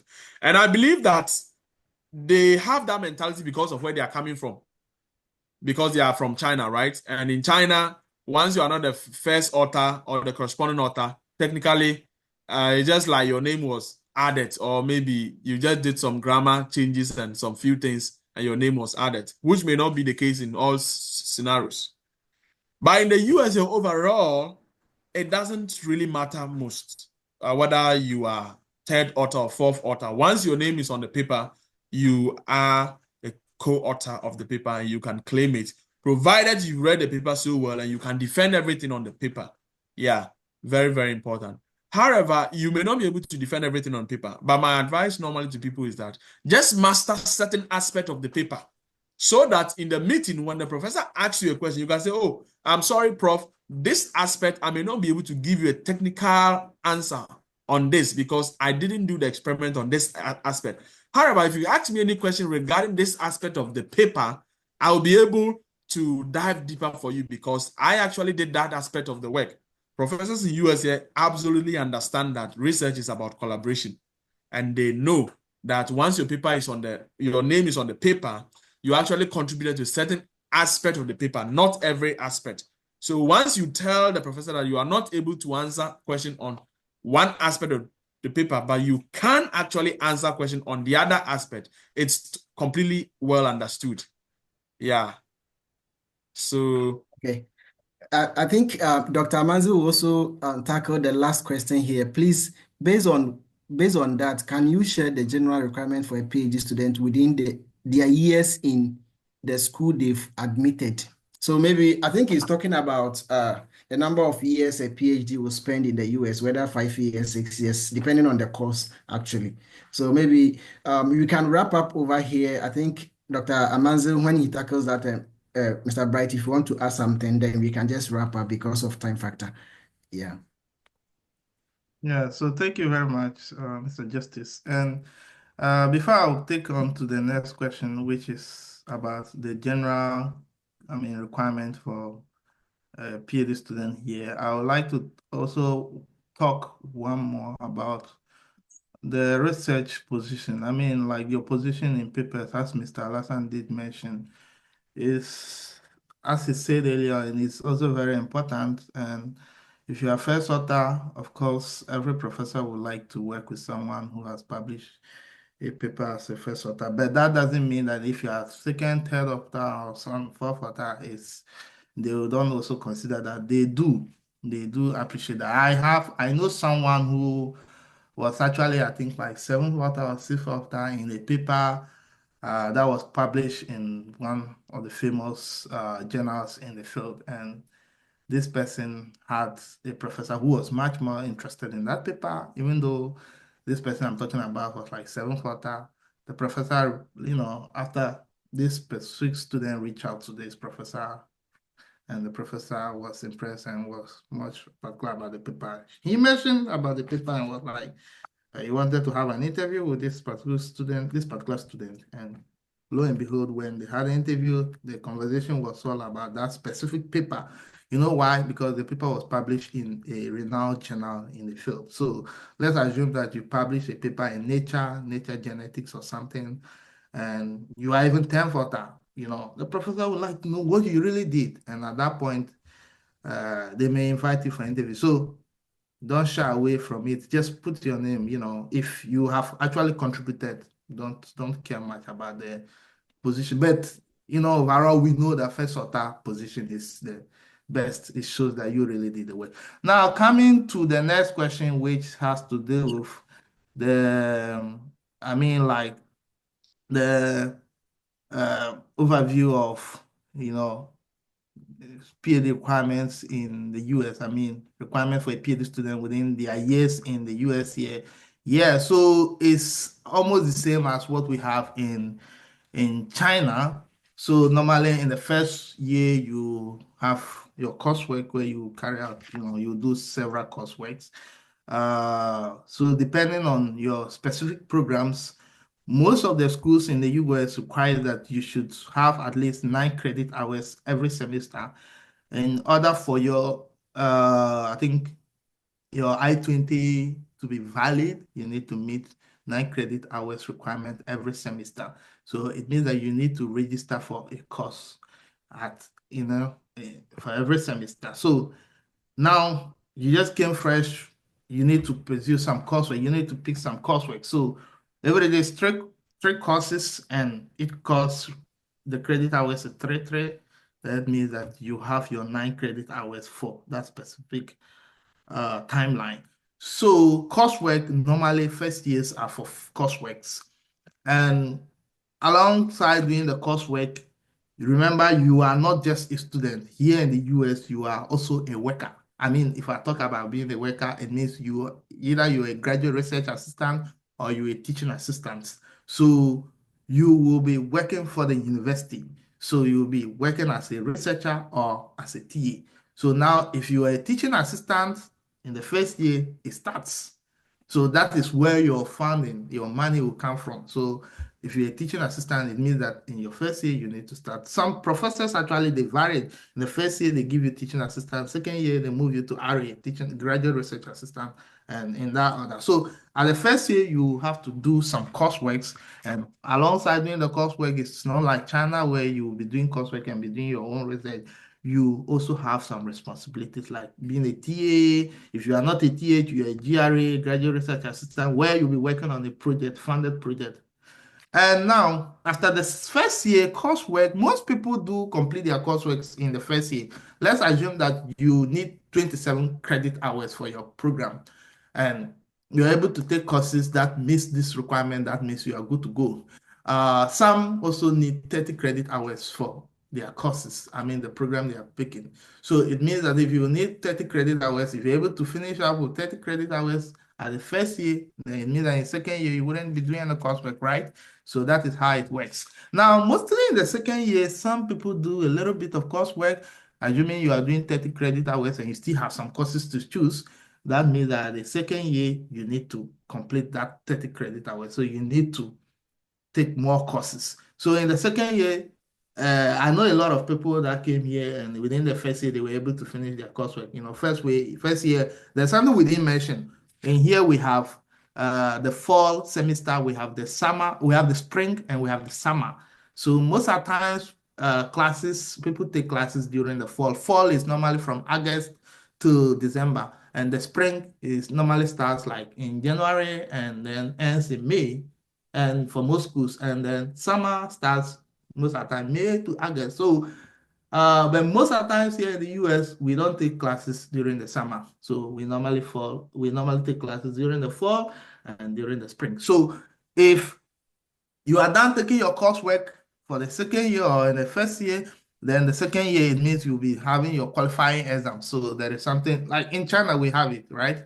PhD qualifying exams, So that's research proposal defense. That is where you have to demonstrate your readiness for independent research. So this is where you have to form your committee members. So in the second year, in US, we have something we call committee members. That is different from China. So here in the committee members, you have like 5 or 4 professors that actually you'll be reporting to at every year. I mean, at the end of every year, we call it annual report. So committee members, it means that they will actually guide you through whatever you are doing. So you meet them almost every year, and then you tell them about your progress you have made so far. And if they have an advice for you, they'll give it to you. So at the second year, you form your committee member, then you have your qualifying exam. And during your qualifying exam, it is your committee members that will be present, So that's the proposal defense, your committee members you formed. So your professor will actually help you in doing that. But then he wouldn't have to reach out to them. You have to reach out to those professors, those you think you want them to work with you. And I mean, like to supervise you, So those committee members, you have to reach out to them. And then when you are done with the qualifying exams, that's in the third year, it's all about conducting original research. Now this is where you conduct your research, you start publishing. This is where you start showing that you are actually making progress. So at most schools requires that you publish at least 3 or 2 papers. One interesting thing about the US is that it is not like China where they will limit you to publish, Q1 top papers, impact factor 100, 200. Look, those things here, it doesn't really, although people publish high impact factor papers, but you know what? Once you are done and you think your paper is of a good fit and you discuss with your professor and some committee members, they also have advice for you. And yeah, depending on where you want to publish, you can just communicate that and they'll help you out. They can give you some directions. If you're from China, of course, you know most of the papers you want to, some of the journals you want to submit to. So you might have made that decision. So for publication here, it's also a requirement for most of the schools. You need to publish, but you need to also publish good papers. But, they just, as I did mention, they just don't put that kind of pressure, when you have started, you just have to start producing papers. These guys don't care about that so much. They want you to actually learn the fundamentals and then be able to produce meaningful papers. And even though they care about, impact factor and all those things, but it is not the priority here. You need to produce a well-standardized paper, something that when you put out there, it wouldn't bring any disgrace to you or your professor. So yeah, so third year, that is where you start doing original research and publishing. And now at the fourth year, final year, that is where you have to start writing your defense, So most of the times, PhD in the US, some people can take like 4 years to complete, others can take them 5 years, others it can take them 6 years. So depending on how fast you are, so this is just generally how it works. And let me mention this, the publication is very important because most times in most schools, if you don't have a paper, you can't go. But one interesting thing is that in US here, sometimes even if you have a paper and the paper is a good paper, you publish it in a reputable journal, just one paper, and you have another one and the review or something, you can get to graduate, you can graduate depending on your professor and your committee members. If they are okay with that, that's okay, you can go. But you have to take note that most of these professors actually want you to publish more, to also produce much, to do justice to whatever project you have worked on. So my advice is that once you are here, you work hard and then try to, produce meaningful results and meaningful papers. So so this is generally the steps, like the requirements for any PhD program in the US. This is just overview of what you should expect. First year coursework, second year qualifying exam. You can also take some coursework at the second year. Third year, that is where you dive into research, proper research, and publishing papers. Fourth year, you should start wrapping up and writing your dissertation. So yeah, so that is it. Wow, that's very comprehensive. Yeah. Mr. Alasan, if you can also add something. I think we are wrapping up, so if Okay. you have any Yeah. closing remarks or something, you can add it. So I just want to add some few things to what Charles said. So I came from China, right? So, and I believe that just like me, most of you are in the same shoes. I was so obsessed with impact factor because in China, literally, that is what we were trained. Chinese professor always tell you impact factor, impact factor. You have to publish it. The truth is that in US, yeah, excuse me for my language, impact factor is rubbish. Yeah. I've worked with many professors. This is not my only professor. I've worked with many professors in different universities actually in the US here. And all of them is the same thing. They will tell you that impact factor is nonsense. It's rubbish. Now, we had a seminar recently where one of my advisors, who is a graduate coordinator, came and presented to us. Now, it turns out that impact, if you are in, let's say, it turns out that in different fields, the journals have different impact factors, right? Yeah. Now, fields that are relatively new, okay, fields that are relatively new and easy to publish, you will often find out that the journals in those fields have very high impact factor. And you see the impact factor exponentially increasing. Impact factor is according to the number of papers published and also the number of citations they receive.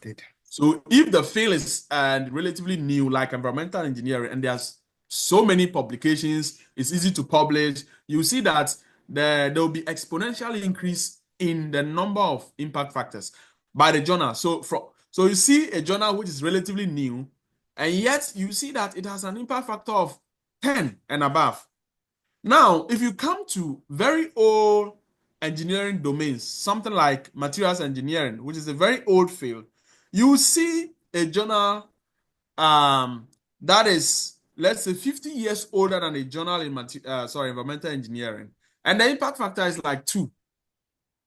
You see, for example, if you check all the journals in the American Physical Society, or journals of applied physical societies, you see that in most of these journals, they don't even have impact factor up to 5. You see, so my advice is that don't be obsessed with impact factor. In America here, professors don't actually care about impact factor. They don't care about impact factor. All they care is that you are solving a problem. The research that you are doing is solving a problem, which is the reason why it was funded in the first place. You see, it's not like you are going to read some papers online, what they've done. The truth is that you find out that most of the research that you be doing in the US here, you hardly even find literature on it. You hardly even find literature on the research that you are doing. And that's the reason why they actually fund the project. For example, there's something I'm doing right now that you can't find literature on it anywhere. And I was telling my professor, and he just smiled and said, is that, Mr. Alasan, that is why the project was funded. There has to be a first time to everything. So you can't find literature on it. So you are doing something that is new. So they don't care about, so at the end of the day, they don't care about, okay, I'm going to publish in Nature, I'm going to publish in Science. No, they don't care about that. All they want is at the end of the day, you've solved the problem. It's verified that the problem is solved. And then the last thing is just to communicate your finding via any medium. So they don't really care. So my professors, they don't care about impact factor. At the end of the day, just, once the problem is solved, you submitted your descent to Department of Energy and they verify that, yes, this thing is solved. From your research, we can develop whatever we want to develop. Maybe my work is related to nuclear reactor. Yes, we can use it to enhance the component of nuclear reactor for which we funded you. Then they give you the go ahead to publish it in any place that you want to publish. That's one aspect. And another thing that I want to touch is about years of graduation and then what's the requirement in each of the years. In PhD here, you find out that 90% or more of students will often graduate 5 years after you start the PhD. Regardless, 90% of students will graduate in the 5th year after. And the reason is that the nature of the structure of the PhD in US here is different. In the PhD here, you often use at least about your first and second year, a chunk of it will go into coursework. First year, second year, a chunk of it will go into research, and you only have the third, fourth, and fifth year to do research and to write your dissertation. So you find out that when I was in China, I didn't understand this, and so I used to say that so sometimes I see somebody publish a paper, from the US in a journal, the impact factor is like 2, and I'll be like, oh, he didn't publish in any better journal, because I was so obsessed that for somebody to publish a good paper, it must be published in a journal with a high impact factor. I didn't understand that, okay, these are the dynamics. So now I understand. So I just wanted to know that when you come here, don't worry about impact factor. It's not about impact factor. It's about the substance of the research. If it is about impact factor, then you should actually see most Chinese scientists win the Nobel Prize, right? You should actually see, but that's what we have seen. And as a matter of fact, in my field, the papers that actually win the Nobel Prize are often published in journal with impact factor of 3, physical review letters, and Journal of Applied Physics. You see, these are journals that the impact factor is like 2 or 5. But physical review letters is a journal that's about, let's say, more than 80% of people who have won Nobel Prize in physics. Actually, the papers that won them the Nobel Prize were published in that journal. So you might see the impact factor being small, but it is not actually easy to publish in that journal. You can't just send anything and it will be published in that journal. You see? So it's very tough. And the reason why the impact factors are small is because it's really difficult to publish in those fields. Material science, physics, it's difficult to publish, to do a research and publish. So that's one thing. And the number of years for graduation, if you're applying for a PhD in the US here, prepare your mind that you are going to graduate in 5 years, not 4 years. 5 years. Most students will graduate in the 5th year. Some will go as far as to the 6th year, but that's not that common. Some too can graduate in the 4th year, but that's not that common. Majority is 5 years, and the reason is that you spend the first 2 years doing coursework, almost coursework, and then you spend the last 3 years doing the research and writing the dissertation. Yeah, so with that, I think if there are no any new questions, I think I'm fine. And Okay. and thank you for the opportunity for inviting me to be a resource person. I think it's a privilege, and I'm very grateful to all your participants and those who ask questions. Those who could not ask questions, feel free to reach to Justice. However, I must put a disclaimer that I don't have that much time.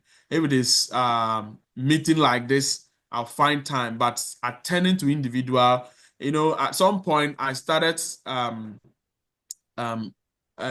platform where I was sharing things of this nature to people for applications and those things. But I find that I don't have much time to do all those things. However, I'm always committed to help you in any way that I can. So if you want to engage with me, I may not have time, but once in a while, if your issue is paramount, I'll make time to assist you. If it is a meeting like this where I can speak to a large group of people at once to satisfy everyone, that's great because it saves me a lot of time. And I like something like this instead of attending to every person, individually, because it's almost like impossible. Please, I need your email or contact, please. Yes, Justice can, if you reach out to Justice, I think he can give you my details. But like I said, you may send me a message. Maybe it may take some time for me to get back. It's not just because I'm ignoring. I'm not someone who ignores people. No, it's just that I am busy elsewhere. Yeah. So, sometimes people send you a message and they expect that as soon as they send, immediately, you should respond. That's not how it works, because sometimes, I mean, a whole day, I may not even eat. I have meetings upon meetings upon meetings. And so I'll do my best as much as I can. So thank you, Justice, for the opportunity, and thank you to all the organizers. Thank you to Mr. Charles, to my brother. All right.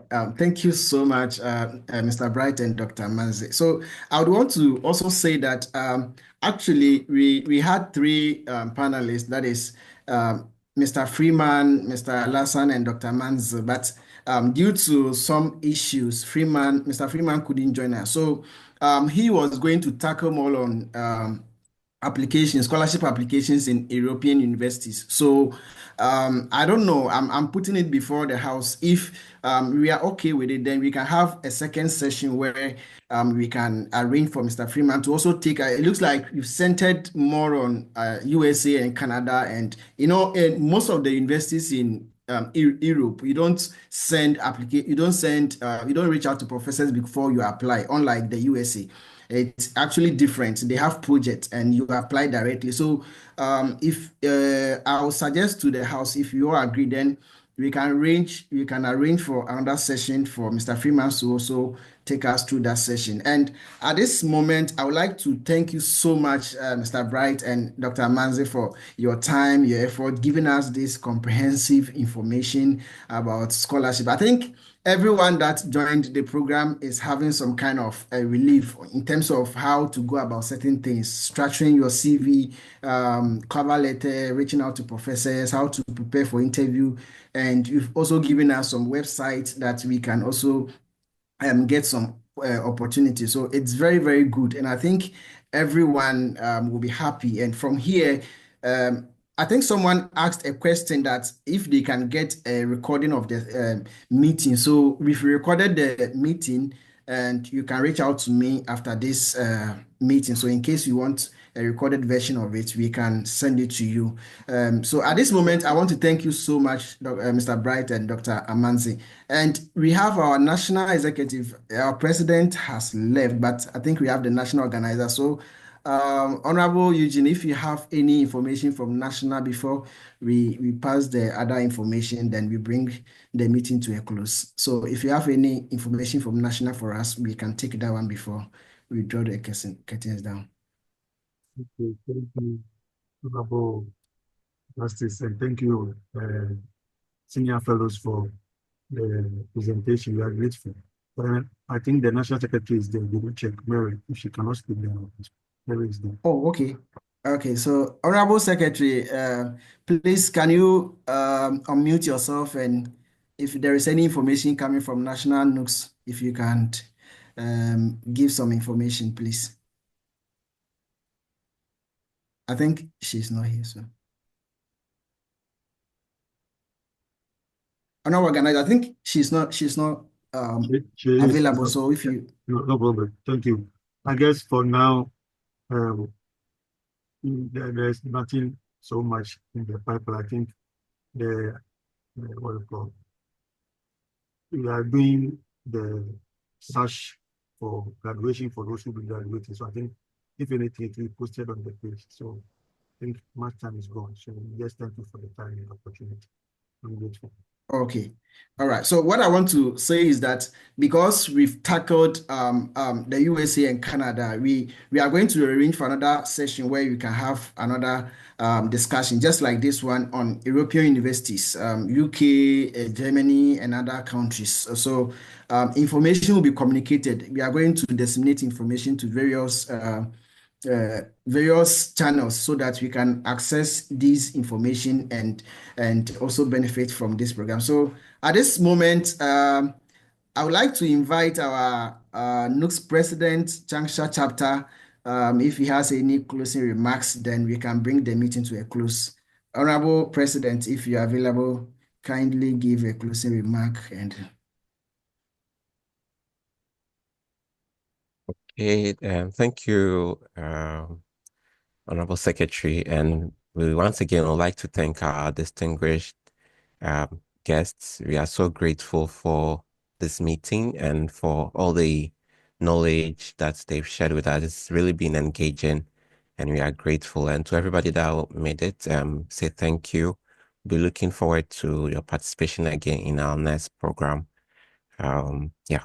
Uh, yeah. So Okay. that's okay. I think that time is fast spent. So I won't talk plenty. Thank you, MC. Okay. Okay, thank you very much, Honorable President. So at this moment, I would like to thank you once again, Dr. Amanzi and Mr. Bright. I really appreciate this session because we've really tackled different areas, and I know that people have really learned a lot from this. So, Honorable Organizer, Mr. Kofi Sampson, if you are available, kindly unmute yourself and pray for us so that you can bring the meeting to a close.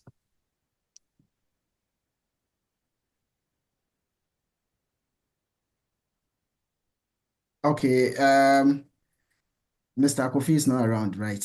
Okay. All right. So shall we be in a mood of prayer? I want to Hello? pray so that you bring them. Oh, okay. Honorable, you can go ahead. Okay.